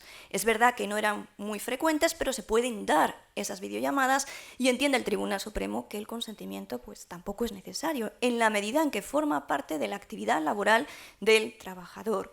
Y lo que hace esa cláusula en realidad es informar, es decir, que el contenido de esa cláusula es más bien informativo y, por tanto, se entiende la validez de esta cláusula contractual. Claro, todo aquello que exceda de una obligación legal del empresario, de una facultad del empresario, como sea controlar, es decir, todo aquello que exceda o del contenido laboral del propio trabajador queda fuera queda fuera de su marco contractual y, por tanto, ya esa regla, esa excepción de que no necesitamos el consentimiento no tiene lugar. Y, por tanto, todo aquello que sea promocional, que no tenga nada que ver con su actividad laboral, con lo que ha firmado en el contrato de trabajo, necesita del consentimiento del trabajador, ¿no? Según dijo la agencia hace unos años, y se mantiene, es decir, que esto es así, ¿no? Por eso, grabaciones de trabajadores con otras finalidades que no sean precisamente en la videovigilancia o el cumplimiento de una obligación contractual, quedan extramuros de esa excepción del consentimiento y, por tanto, necesitamos necesariamente recabar el consentimiento del trabajador, siempre, claro, pensando que ese consentimiento va a ser del todo libre. Pues seamos honestos, pues posiblemente no, ¿no? Posiblemente no sea libre ese consentimiento del trabajador, pero hace falta ese consentimiento del trabajador. Y ha habido multas en ese sentido. Un caso que ha sido reciente también por parte de la Agencia Española de Protección de Datos, pero ya teníamos doctrina anterior de la propia agencia al respecto, y es qué ocurre cuando las grabaciones se hacen en tiempo real, pero no hay... se reproducen las imágenes, pero no hay grabación, ¿no? Al respecto ya existía doctrina de la Agencia Española en el sentido de que esto también es un tratamiento, queda dentro de la ley, ¿no? Queda dentro de la ley. ¿Y por qué? Pues queda dentro de la ley porque el concepto de tratamiento de datos es bastante amplio y en este sentido se están tratando, ¿no?, imágenes de los trabajadores aunque no se graben. Antes se planteaba la duda porque, como saben, antes era necesario registrar, ¿no? Es decir, registrar en la agencia los ficheros de videovigilancia y demás. Ahora no es necesario y, claro, ¿cómo vas a registrar una grabación, ¿no?, en tiempo real, es decir, reproducción de imágenes en tiempo real, cuando realmente no hay fichero de grabación, ¿no? Al respecto, la agencia mantiene su criterio, entra dentro del tratamiento de datos, del objeto de la ley, y por tanto tiene que cumplirse todas las obligaciones al respecto. Obligación de informar, transparencia, y claro, aquí ha salido al hilo de lo que han comentado mis compañeros, el cartel, si es suficiente, no es suficiente ese cartel informativo. La agencia ha modificado el cartel y establece, siguiendo el Reglamento Europeo de Protección de Datos, el contenido de ese cartel. Y en la guía actualizada de 2018, la guía sobre el uso de videocámaras para seguridad y otras finalidades, se viene a especificar cuál sería el contenido de ese cartel para evitar el incumplimiento del deber de información. Es decir, que el cartel forma parte de ese deber de información, pero tiene que ser añadido, por supuesto, con una información expresa, clara, concisa, al trabajador y a sus representantes sobre el sistema de vigilancia. Respecto del cartel, ha habido algún procedimiento reciente que ha quedado en un apercibimiento porque realmente en el caso era del servicio de hostelería, era un bar que no cumplía los requisitos del cartel, que seguía teniendo la referencia antigua, con alusión a la ley 1599, y aquí quedó en un mero apercibimiento, pero sí que es verdad que la agencia en este sentido muestra cierta sensibilidad sobre que el contenido de ese cartel se ajuste a lo que dice el nuevo Reglamento Europeo de Protección de Datos. Respecto de ese cartel, también nos da pistas o resuelve cuestiones puntuales, cuestiones formales, es decir, ¿tiene alguna dimensión mínima? Pues no hay una dimensión mínima, ¿no? En la ubicación no es necesario colocar ese cartel debajo de la cámara, será suficiente colocarle en un lugar suficientemente visible, dice la agencia al respecto, y es posible refundir en un solo cartel las exigencias de la normativa de seguridad privada y de protección de datos. Y no necesitamos, en ningún caso, que sea homologado, ¿no?, por un órgano competente en materia de seguridad privada. Es decir, que tenemos al respecto guías de la agencia que nos vienen a decir cómo tiene que ser ese cartel. Una resolución que me parece novedosa respecto de lo que yo conocía antes, que se ha producido precisamente después del Reglamento Europeo y que me ha llamado la atención, porque claro, es una situación un poquito especial, es qué ocurre cuando el empresario sanciona a un trabajador, en este caso con una sanción de 15 días de suspensión de empleo y sueldo, por unas grabaciones que hizo un compañero, que las hizo el compañero. El empresario tenía sistema de videovigilancia en la empresa, pero en la carta de despido se basa, se fundamenta en esas grabaciones que hizo un compañero que estaba muy molesto con su compañero porque no trabajaba y se dedicaba a hacer actividades personales durante el tiempo de trabajo. Claro, al respecto, esto llega a la agencia española, ¿no? En la carta de despido se dice eso, que se encuentra fuera de su lugar de trabajo, realizando en plena calle y delante de la puerta del local tareas de reparación de la motocicleta. Es decir, el compañero estaba muy harto, ¿no? Y entonces dice, pues le voy a grabar yo. Le grabo y se lo aporto al empresario para que sancione, ¿no? Claro, esto llega el trabajador avispado. Dice, a mí no me han informado. A mí no me han informado de que me iban a grabar. Y realmente el trabajador logra que se sancione a la empresa. Es decir, la empresa, al aceptar esas grabaciones que le aporta el compañero, el otro trabajador, está tratando datos de carácter personal y no ha informado al trabajador sancionado de la posibilidad del control, ¿no? Además era un control permanente porque el otro estaba ofuscado, es decir, permanentemente detrás de su compañero y claro, no le corresponde al compañero, ¿no? Hacer ese tipo de grabaciones, el control, dice el artículo 23 del Estatuto de los Trabajadores, le corresponde en todo caso al empresario. Vulnera de forma grave, de forma muy grave, esos principios esenciales de protección de datos y la sanción que se le impuso eran 12.000 euros, que como hizo un pago anticipado, pues hubo un descuento del 20%, ¿no? Caso curioso, cuanto menos, ¿no? Porque claro, aquí existía sistema de videovigilancia en la empresa, había cartel. De hecho, a ese trabajador es curioso, en el relato de hechos probados, se le informó respecto del sistema de videovigilancia de la empresa y se negó a firmar, ¿no? esa información que le proporcionaba a la empresa. Claro, pero la grabación venía de otra vía, ¿no? De otra vía que no correspondía, por tanto, al trabajador esa vía. ¿Y qué ocurre con la proporcionalidad? Está claro que la proporcionalidad es un principio esencial en materia de protección de datos, en realidad en materia de cualquier derecho fundamental, ¿no? Es decir, en este caso la videovigilancia tiene que ser proporcionada a la finalidad que se persigue con ella, ¿no? Y valorar si hay otros medios, ¿no? Menos intrusivos, eso dice el principio de proporcionalidad, ¿no? En el segundo de los test, ¿no?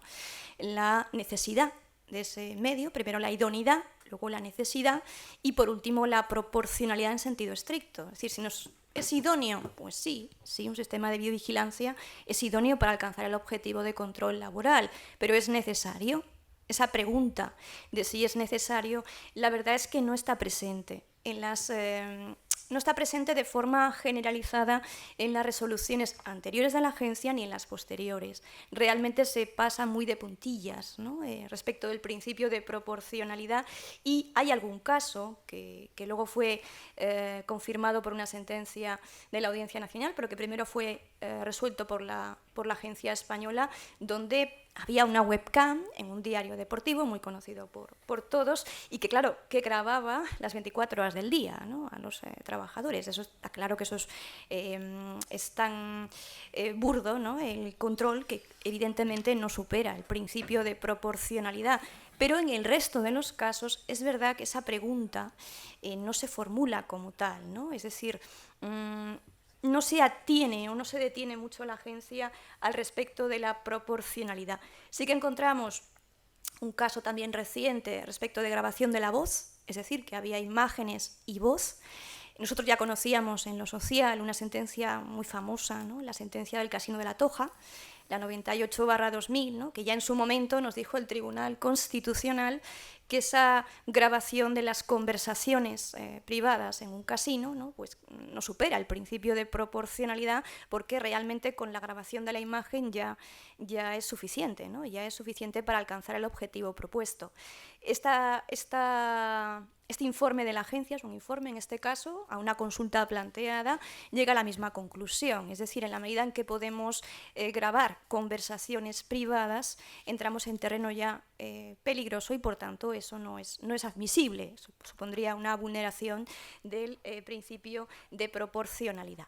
Con esto, más o menos, y para concluir, mi impresión es que realmente el valor del principio de transparencia en cuanto a resoluciones e informes de la agencia es clave, es decir, que lo que es información y con todos los requisitos que fija el Reglamento Europeo a día de hoy y antes la ley nacional, la ley 1599, en ese sentido lo tiene muy claro como principio esencial.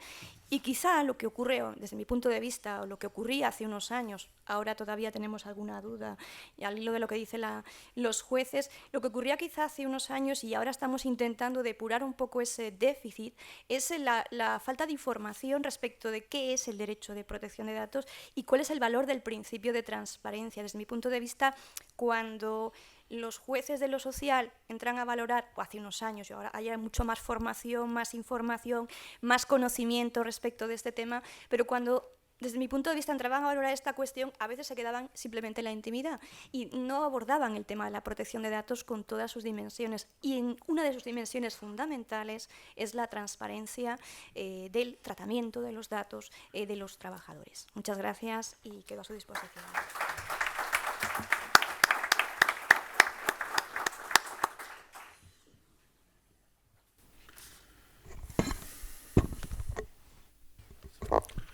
Bueno, muchísimas gracias a los tres intervinientes. Son las 11 en punto. Disponemos pues, de una hora para un interesante periodo de reflexión. Perdón, media hora, perdón. No tanta, hemos ganado mucho tiempo, pero no tanto. Hasta las 11:30 tenemos para un interesante periodo de reflexión, de cuestiones. Y en este sentido, antes de dar el turno de primeras preguntas o reflexiones, sí que, pues para hacer una breve introducción para este periodo, pues sí que señalaría, se ha señalado que aquí estamos para hablar en trazo fino y obviamente es lo que corresponde, pero sí que algunas sugerencias o ideas de las muchas que me han suscitado las tres intervenciones. Estamos hablando a lo largo de todo este seminario pues de cosas que en paralelo en muchas ocasiones, porque el control de videovigilancia constitucionalmente y desde otros parámetros pues marcha en paralelo, aunque la nueva ley orgánica lo haya separado por artículos, pero si acudiendo a aquella canción de Siniestro Total, de quiénes somos, de dónde venimos y a dónde vamos, ahora nos podremos quejar de esta ley y tenemos muchos motivos para quejarnos de esta ley, pero el soporte legal que había anteriormente era prácticamente inexistente. Pues hablábamos del artículo 20, del artículo 23 del Estatuto de los Trabajadores y de una jurisprudencia constitucional más o menos sólida en algunas áreas, pero vamos, no había un apoyo legal ni una consistencia para el control de la videovigilancia, ni el control de los ordenadores, ni el control de la geolocalización, etcétera, y teníamos que tirar, pues sobre todo, de una jurisprudencia que iba avanzando. A mi juicio, y esto es de trazo grueso y no es de trazo fino, quizá, o así lo interpreto yo desde el 2007, una sentencia muy conocida, Unificación de Doctrina, yo creo que se vino a admitir un todo vale. Si tú informas, todo vale. Se ha señalado desde el principio, hay dos grandes divisiones, los controles ocultos y los controles informados. Y entonces, pues, a mi juicio se empezó a sentar una idea de que venía ya desde resoluciones del grupo del artículo 29 y otros, en los que si el trabajador es avisado del posible control, pues prácticamente nos vamos a olvidar de la necesidad de justificación e incluso de proporcionalidad. O así lo interpreto que pasó desde 2007, al menos hasta, por supuesto estoy hablando de un trazo grueso, la sentencia Barbulescu, que incluyó esa frase lapidaria de que los derechos del trabajador no pueden reducirse a cero, porque ciertamente se estaban reduciendo a todo. Tú informa y ya puedes introducir prácticamente cualquier control y sobre todo la proporcionalidad y la justificación pues serán más relativas. Estamos en los últimos años, desde esta sentencia de Roper-Ribalda, y lo estamos viendo también desgranarse en nuestro ordenamiento interno, en la jurisprudencia interna, pues una vuelta de tuerca de más exigencia. A mi juicio, y esto es una opinión personal, las exigencias quizás están tornando la imposibilitación de un control oculto. Y yo creo que el marco del Tribunal Europeo de Derechos Humanos ha puesto condiciones en López-Ribalda, pero también en sentencias anteriores como Kopke, ha admitido los controles ocultos. Lo que pasa es que con una serie de garantías. Lamentablemente, y en esto yo en los congresos que organizamos en la red Derecho TIC, desde como digo, desde 2004, pues siempre nos reunimos expertos y parecemos, pues no alcohólicos anónimos, pero sino insatisfechos juristas anónimos que venimos, como a veces sucede aquí, a quejarnos de la pésima situación en la que estamos. Pero lo cierto es que algo hemos mejorado. No soy un político, no tengo por qué vender ningún producto, pero veníamos de la nada legislativa, de la legislación prácticamente de la nada, a una legislación que algún marco nos da.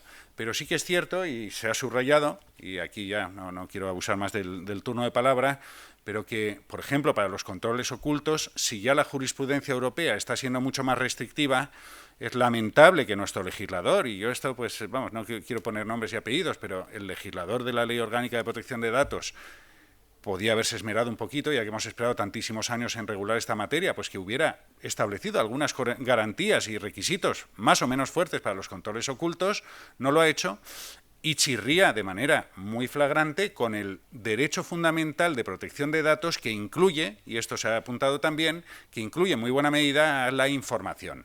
Este es un debate constitucional que nunca se ha planteado de manera muy estricta. Es decir, si realmente la transparencia, que sin duda está en el reglamento, forma parte de un derecho fundamental. En principio es que sí, las proclamaciones genéricas serán que sí, pero aquí tiene mayor incidencia. Se ha subrayado que forma parte del contenido esencial, pero podríamos discutirlo porque, por ejemplo, sin perjuicio de que haya dudas de que no sea necesario, es decir, el tratamiento de datos que supone gravar al trabajador u otros controles laborales, no necesita consentimiento porque se puede considerar eximido por interés legítimo o por la vía legal, porque precisamente la ley podría eximirlo, pero digamos que no tenemos un problema de falta de consentimiento del trabajador, sino de falta de información. Y entonces ahí el problema ya se ha apuntado, se hace mucho más grave porque ya no es un problema solo para el ámbito laboral, sino que con el nuevo Reglamento Europeo de Protección de Datos tenemos un absoluto galimatías entre lo que es el artículo 23 y los límites que permiten excepcionar derechos como el consentimiento a la información frente a otras regulaciones. No sé si me explico. No tenemos muy claro, el artículo 6, por ejemplo, para la legitimación de consentimientos nos permite y reenvía a la legislación nacional para que haga regulaciones. El artículo 88 habla de regulación laboral, tampoco dice nada muy claro, pero digamos que ahí hay un papel del legislador. Pero el artículo 23 no tenemos muy claro, teníamos antes muy claro, según la doctrina del Tribunal Constitucional, lo que era un límite a un derecho. Si realmente, ya concluyo, necesitamos una ley con los requisitos que establece el artículo 23 del Reglamento Europeo para excepcionar la información y la transparencia en los tratamientos ocultos, pues hoy por hoy yo creo que es indiscutible que no lo cumplimos. No obstante, y ahora de verdad acabo, de donde veníamos antes, en lo que el soporte legal de todas estas medidas era prácticamente inexistente, pues para los que pueden tener absolutamente terror de practicar controles ocultos, yo creo que también hay que ser consciente de que aunque haya jueces como los de Pamplona, que hayan ya puesto el dedo en la llaga, pero los jueces no han de perder de vista de que los controles ocultos han sido generalmente avalados por el Tribunal Constitucional y que estas veleidades del legislador a veces pues se saltan, como se han saltado durante muchísimos años, que nunca hubo una ley prácticamente que permitiera la videovigilancia en España. Perdonad por esta introducción, hablo el turno de palabra, que sin duda habrá no pocas cuestiones y si no, pues lanzaremos cuestiones concretas. Por ahí hay una mano alzada.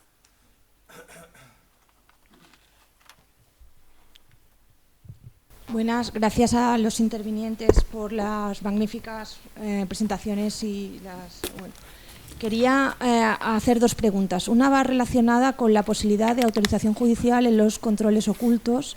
Yo creo que hay un artículo en la Ley Reguladora de la Jurisdicción Social en el año 2011, por tanto es anterior a todo esto, que es el 76.4, que posibilita que en caso de diligencia preliminar que vulnere un derecho fundamental se pueda pedir una autorización judicial. Lo que pasa es que es un artículo en absoluto desuso en la práctica. Quizá porque, claro, los actos preparatorios o diligencias preliminares siempre se han planteado más desde la perspectiva de que sea el demandante, es decir, en un caso de, por ejemplo, una cámara oculta que grabe a un trabajador, el trabajador sería, por tanto, el despedido y el futuro demandante. Y claro, las diligencias preliminares y actos preparatorios, como digo, se conciben más como una iniciativa a favor de los demandantes, pero en el texto de la ley reguladora los actos preparatorios y diligencias preliminares no se circunscriben al demandante ni al demandado. No sé si sería necesario un cambio en el sentido de si ese precepto sería suficiente para solventar los problemas de autorización judicial en cámaras ocultas.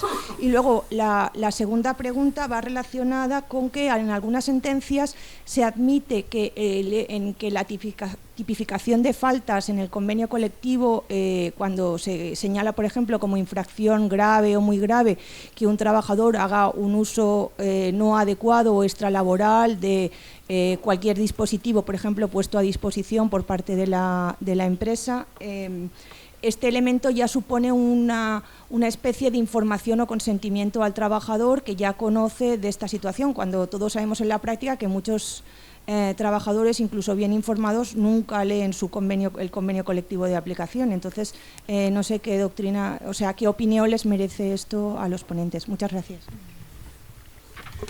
Bueno, pues, en fin, como aquí ya se rompen los papeles, pero por tanto intervendremos los tres, pero bueno, yo sí quiero decir alguna cosa respecto a los dos temas. Vamos, el primero es, en fin, es la búsqueda del santo grial, ¿no?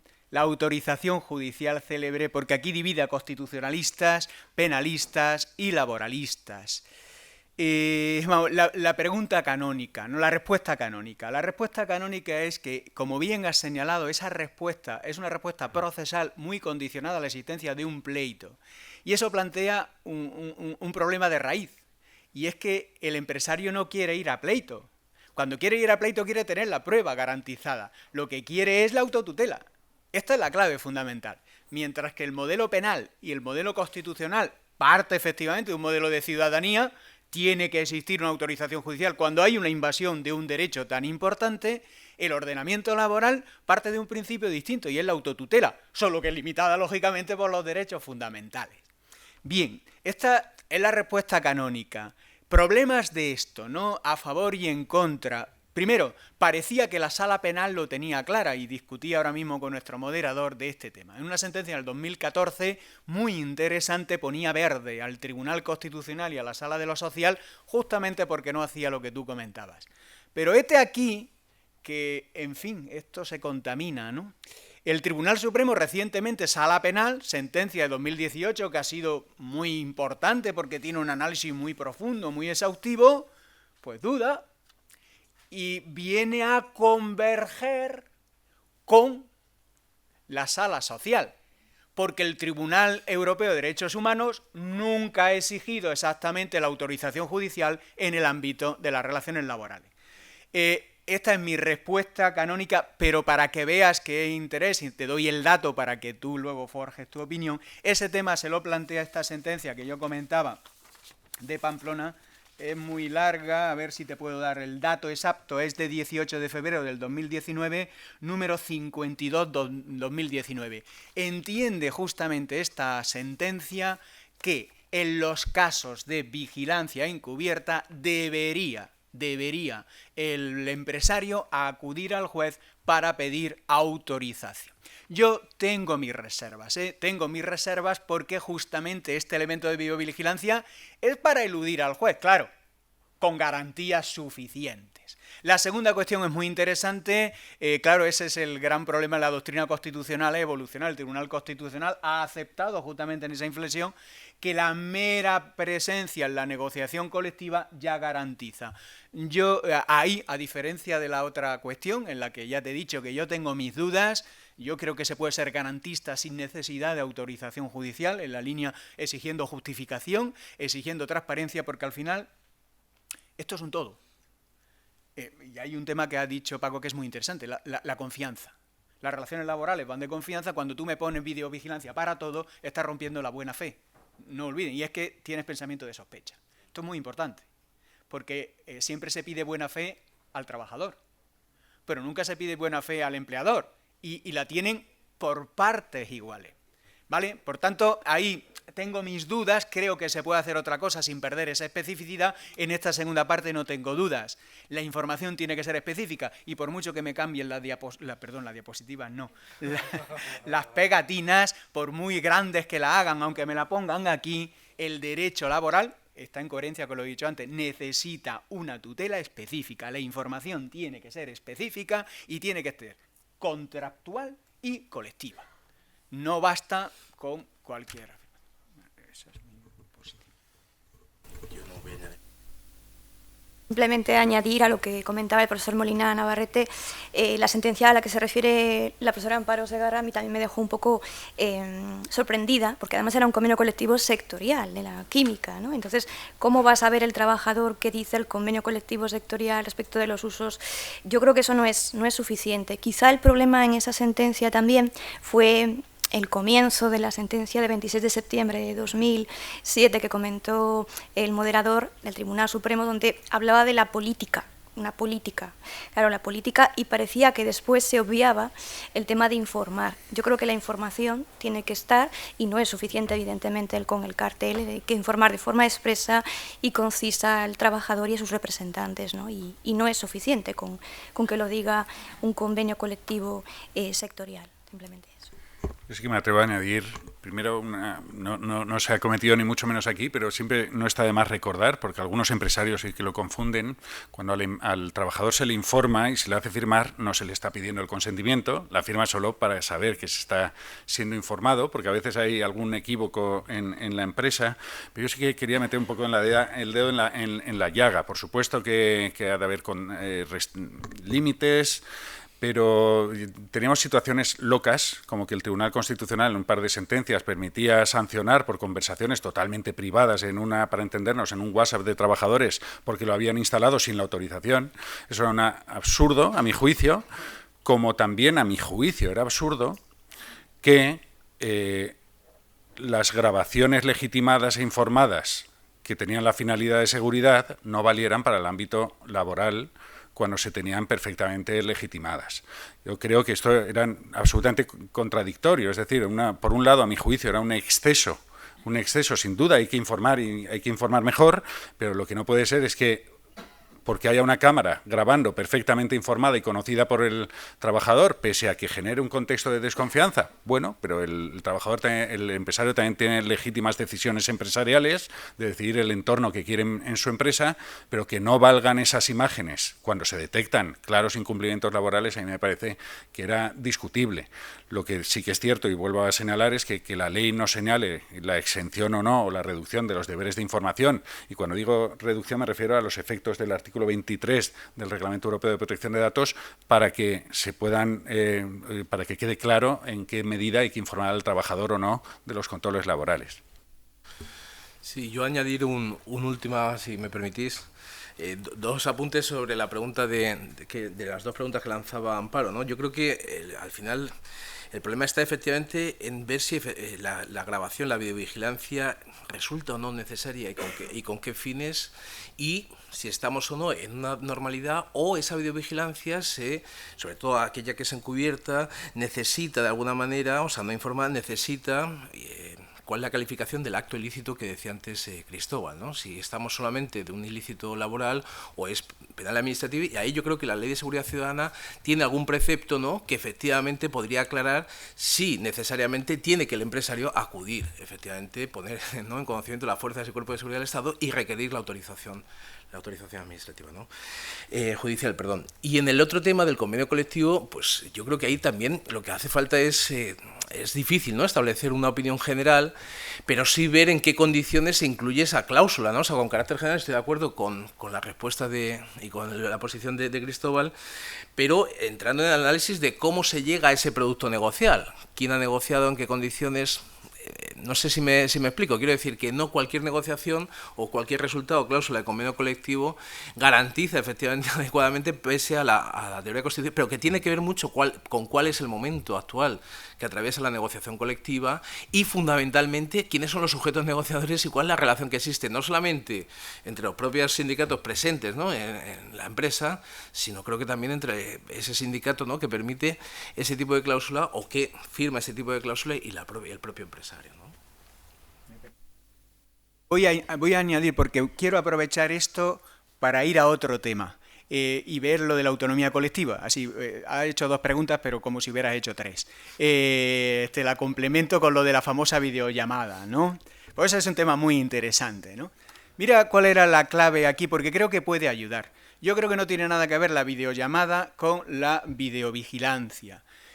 Porque de hecho se resolvió conforme al derecho a la imagen y no a la protección de datos. Y el propio Tribunal Supremo al final, no estoy de acuerdo con la sentencia, pero al final sí dice, oiga, si esto implicara la grabación de datos, el tratamiento, entonces sí entraríamos, pero de entrada la videollamada te veo como yo te estoy viendo ahora, no tiene por qué grabar. Si grabamos, entonces ya sí que estamos en otro terreno, pero ¿a dónde iba?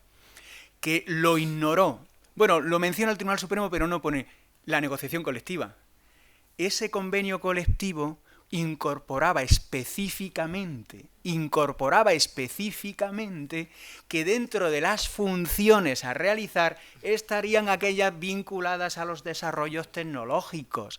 Mirar que la videovigilancia implica desconfianza, y yo creo que es importante en las relaciones laborales, así lo dice la ley, no es que lo crea yo, pero en esta otra materia de videollamada es un elemento de productividad. Es decir, el empresario, cuando haya un cliente que le pide, de hecho va por ahí la reflexión del Tribunal Supremo, es una cuestión de mercado, oiga, hay quien lo pide y quien no. Por lo tanto, ahí el convenio colectivo lo que está haciendo es servir de instrumento facilitador de las nuevas tecnologías, de un trabajo más adaptado. Por tanto, creo que ahí no hay nada sospechoso y es un valor del convenio colectivo a favor de los intereses empresariales, siendo razonable porque no es necesariamente si me graban, si tal, entonces, pero ese es otro cantar, los límites. Por tanto, yo creo que sirve, y ya termino, para comparar, ¿no? Es lo mismo autonomía colectiva autorizatoria en un caso y en el otro, efectivamente, también autorizatorio, pero nada que ver,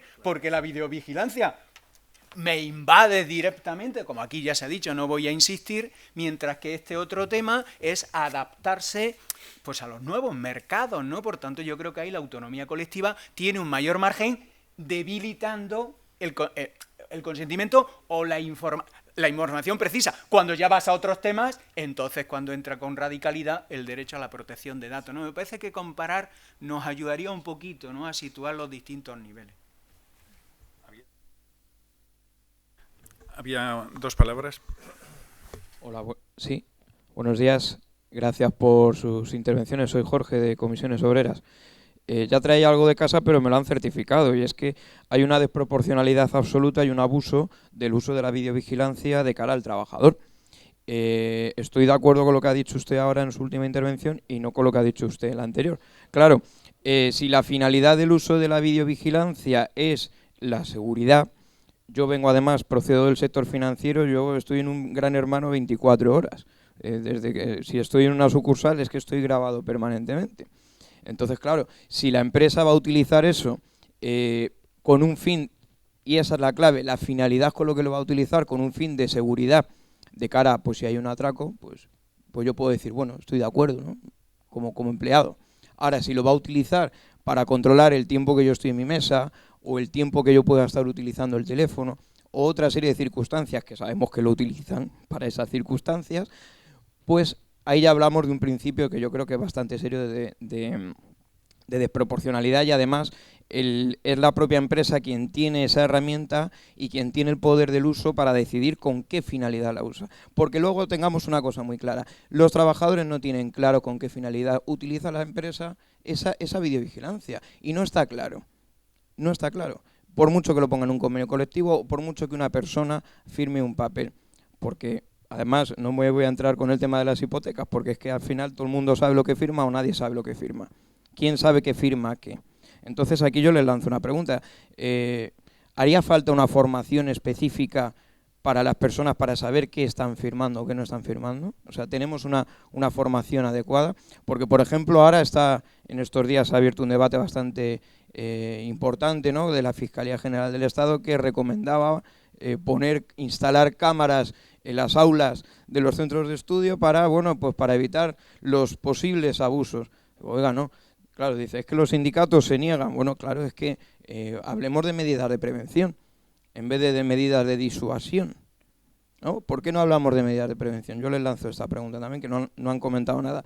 ¿Qué medidas de prevención? ¿Por qué las empresas no quieren utilizar medidas de prevención en vez de medidas de disuasión ante según qué circunstancias? Porque cuando utilizamos la videovigilancia ponemos efectivamente la desconfianza, ya parto de la desconfianza de que aquí algo está pasando y le hago la carga de esa desconfianza al trabajador. ¿Por qué no hablamos de medidas de prevención? Y luego, en cuanto a la información facilitada, es información de calidad, que esa documentación que se facilita al trabajador, ¿qué calidad tiene? ¿Se entiende? ¿Es inteligible? ¿O debería de reglamentarse también exactamente qué información se facilita a la persona que firma un consentimiento para estar luego videovigilado? Gracias. Muchísimas gracias por una breve alusión. Yo sí que señalaré que pasamos del 2007, en el que bastaba con informar para que el empresario pudiera hacerlo prácticamente todo, a que ahora se está controlando mucho más. Yo sí que he señalado que, y me gustaría insistir, que precisamente ahora lo que ha de cobrar protagonismo es la justificación y la proporcionalidad. Es decir, si hay una decisión de control de videovigilancia, a lo mejor para los muchos usos de control empresarial que estás criticando faltaría justificación y faltaría de proporcionalidad, con lo cual las consecuencias que pudiera tener pues podrían ser contrarias a derecho. Es decir, que lo que también es paradójico es que existiendo en algunos ámbitos de seguridad una videovigilancia legitimada, que sea totalmente inservible en ningún supuesto para claras infracciones que pueden ser graves, por supuesto, en el ámbito penal o administrativo e incluso laboral. Pero por en medio, y para eso está el derecho y el trazo fino, y es que incluso legislativamente, vía convenios y luego jurisprudencialmente, se pueda analizar para que el trabajador tenga claro que incluso habiendo una cámara, no la van a poder usar para todo. Y añado los máximos peligros que nos vienen adelante. Temas de inteligencia artificial, reconocimiento facial, análisis facial de reacciones, tanto en el colegio, se están usando en China, en los colegios, porque lo has mencionado, y por supuesto en la calle, etcétera, etcétera, pero también eso, estamos muy pronto ante unas aplicaciones muy baratas que nos digan, mira, este trabajador con este reconocimiento facial y detectando las pautas de su teclado, te hago este análisis psicométrico, psicológico, etcétera, etcétera, que vamos, ni el mejor psicólogo te lo hace hoy en día. Y entonces estaríamos ante un caso absolutamente injustificado y desproporcionado de una cámara que a lo mejor sí que está justificada.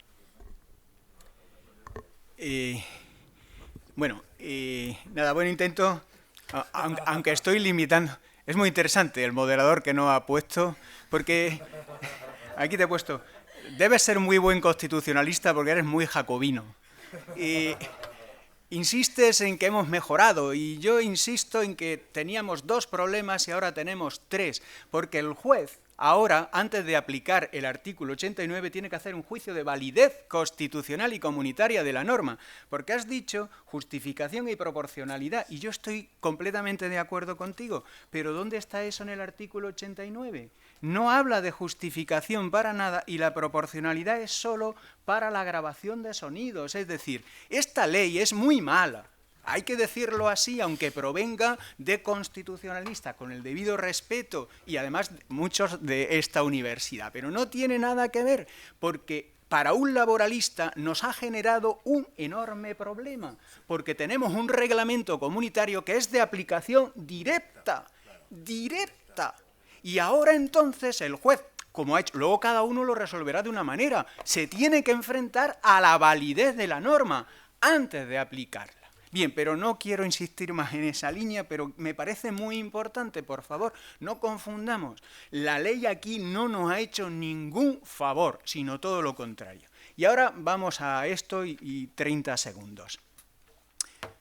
Yo he dicho antes, empecé justamente el enfoque, es muy importante. ¿Queremos disuadir o queremos castigar? Esto está hecho para vigilar y castigar, ¿no? Aquella famosa novela, ¿no? De Dostoyevsky.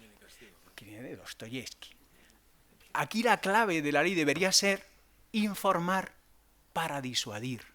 Y si no te disuade, te castigo. Esta es la clave filosófica, ¿no? De enfoque.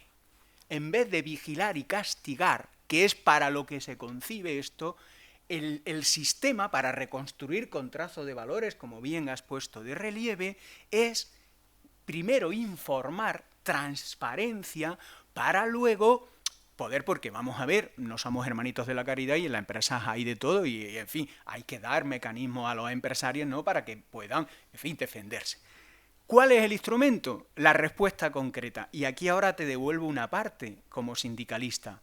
Los códigos de conducta y las políticas de uso razonable. No voy a entrar en eso porque tendremos una mesa esta tarde. Justamente el artículo 88 no está en el artículo 89, pero sí está en el 91 y en el 88. Las políticas de uso razonable, hasta ahora las políticas de uso razonable de las nuevas tecnologías se han limitado a usos productivos. Tú mismo lo has dicho. Y no quiero entrar, pero bueno, ya abro, yo es que me meto con todo el mundo. En fin, ahora para que todo el mundo se meta conmigo, que yo soy muy recíproco. Justamente es el enfoque preventivo. Las políticas de uso razonable no deben ser solo para los usos productivos, donde debería aparecer, y eso debería negociarse. Los convenios colectivos, en vez de quedarse en 4 fórmulas, deberíais también, perdona que te lo diga así, pero vamos, no es personal, sino digo como representante sindical, ¿vale? En fin, pero es por darle un poquito, no teatralizar, pero darle un poquito. Ahí hay una materia, es decir, está expresamente previsto, y esto sí es positivo de la Ley de Protección de Datos. Al menos así lo veo.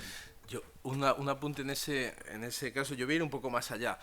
Yo he traído, pero no penséis que es escenificación, pero sí parte del contenido de la carta, ¿no?, que envían en el caso Barbulescu, y yo quiero leerla por llevar a la práctica, ¿no?, a hechos concretos de qué estamos hablando cuando hablamos de disuasión o de castigo, ¿no? Porque dice así, dice, un fragmento nada más, dice: el tiempo que se pasa en la empresa debe ser tiempo de calidad para todo el mundo, entre exclamaciones. Acudid al trabajo para ocuparos de los problemas de la empresa y profesionales, y no de los privados. No paséis el tiempo de internet hablando por teléfono o haciendo fotocopias de cuestiones que no competen a vuestro trabajo ni vuestras funciones. Estáis obligados a ello por la educación elemental, el buen sentido y la ley. La empresa se ve en la obligación de verificar y vigilar el trabajo de los empleados y de tomar las medidas oportunas contra los trabajadores en falta. Vuestras faltas serán en la alternativa vigiladas y castigadas. Bueno, yo os quiero decir, bueno, sí, pero quiero decir, la disuasión, y yo voy un poquito más allá que Cristóbal, y creo que ese es el matiz que yo quiero destacar ahora. El empresario puede efectivamente, ¿no?, afectar, o se puede permitir ponderar el derecho fundamental a la privacidad de los trabajadores, ¿no?, así de entrada, simplemente por un elemento disuasorio, de control sin más. Y esta es, yo creo que, el punto donde yo creo que hay un matiz, ¿no? O sea, creo que debería haber una justificación ulterior, ¿no?, para poder instalar ese tipo de... Porque si no, el derecho fundamental queda expuesto de por sí, en cualquier caso. O sea, queda limitado siempre. En cualquier caso, sí aceptamos incluso la tesis disuasoria de Cristóbal, que por cierto es muy razonable, ¿no? Pero sí que de entrada pensar eso. Oiga, ha habido una sospecha, ha habido algo, ¿no? ¿Qué pasa aquí? Porque si no, efectivamente, así de entrada, no parecería, creo yo, justificado ese tema, ¿no? Y el otro tema tiene que ver, y que es muy sugerente, bueno, ¿qué pasaría al contrario, no?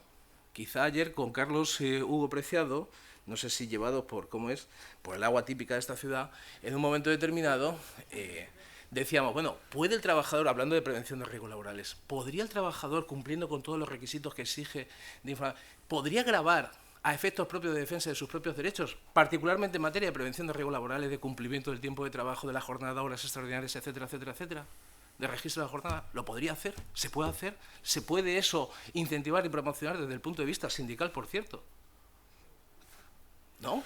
Porque ahí sí que tiene que haber un justo equilibrio, ¿no?, en la defensa de ambos intereses, y creo que en definitiva estamos en ese punto. Ahora bien, ahí ya sí que, y ahí los jueces también tendrían que pensarlo, que podría ser una posibilidad, ¿no?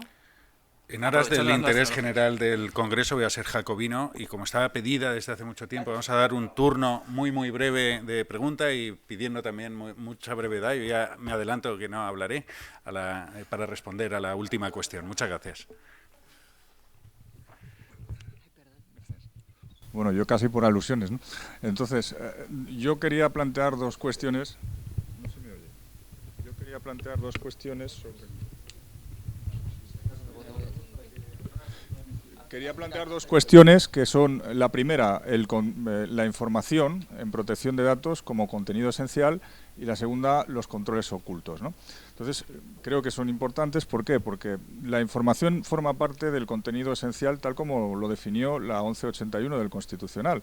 Es decir, contenido esencial de cualquier derecho fundamental es, primero, lo que define el derecho como derecho de una determinada naturaleza, en este caso la protección de datos, y segundo, los intereses que defiende ese derecho. Entonces, ¿qué es el derecho a protección de datos? El derecho de todas las personas físicas a conocer y controlar el tratamiento de las informaciones relativas a ellas.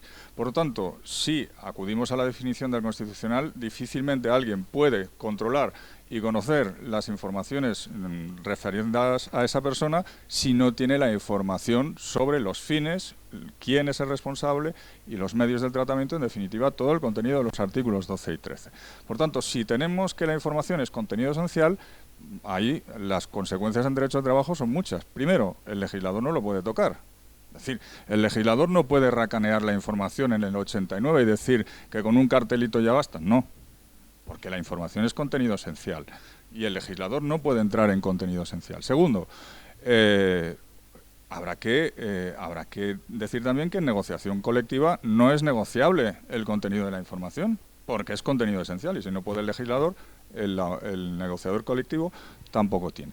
Y luego la segunda cuestión que planeaba aquí, que es el tema de los controles ocultos y el 94 y el 76 de la Ley Reguladora de la Jurisdicción Social. Vamos a ver. Lo que no puede hacerse es convertir los controles ocultos en prospección. O sea, la Ley Reguladora de la Jurisdicción Social es una ley de conflictos jurídicos existentes, no de a ver si hay conflicto y me autoriza usted a investigar. ¿Y eso quiere decir que no puede haber controles ocultos? No, claro que los puede haber. Imagínense ustedes el caso que se ha dado de trabajadora acosada por alguien en la empresa, en el garaje o en el parking de la empresa, donde hay una cámara que no es ni siquiera de la empresa y que se graba. Eso, si ustedes me dirían, hombre, si llevamos eso a juicio será un control oculto, porque no estaba ni informado el trabajador, el presunto acosador no estaba informado nada. Bueno, pero, oiga, vamos a resituar la cuestión en derechos fundamentales. La prueba es un derecho fundamental. La prueba es un derecho fundamental. Y el artículo 94 y el 76 lo que cumplen es una función de colmar ese derecho en las fases preprocesales, pero de un proceso razonable, previsible y ciertamente existente en el futuro. Por tanto, ¿qué es lo que no podemos hacer? Autorizar controles ocultos en la empresa cuando no tenemos caso, por decirlo de alguna manera. ¿Qué es lo que sí podemos hacer? Solicitar autorización judicial para de grabaciones ya existentes para otros fines o en otros medios o incluso en la empresa para otras finalidades distintas, aportar una prueba del proceso que de otra manera sería imposible o de muy difícil aportación. Yo quiero recordar que la sentencia 114/84 del Constitucional, que inaugura la doctrina del Constitucional sobre prueba ilícita, era un caso de despido, donde el trabajador despedido graba su conversación con el empresario y se plantea si eso es prueba ilícita o no.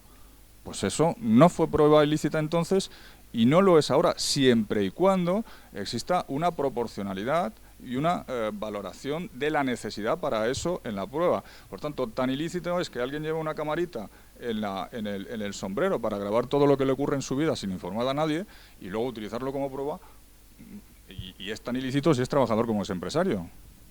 Pero habrá supuestos de acoso, supuestos de despido, supuestos de encerronas, miles de supuestos en derecho laboral donde la grabación se podrá aportar como prueba, incluso con autorización judicial previa, si se quiere. Decir, oiga, mire, yo tengo esto grabado, pido que me autorice a aportarlo al proceso, usted, juez, que para eso estamos, haga una ponderación sobre la proporcionalidad. Y el juez le dirá, oiga, pero usted no disponía, porque lo pone la propia ley, no disponía de medios de prueba alternativos. Pues mire, no disponía porque se trata de un caso de acoso, ocurría en un garaje y evidentemente quien hace estas cosas se oculta.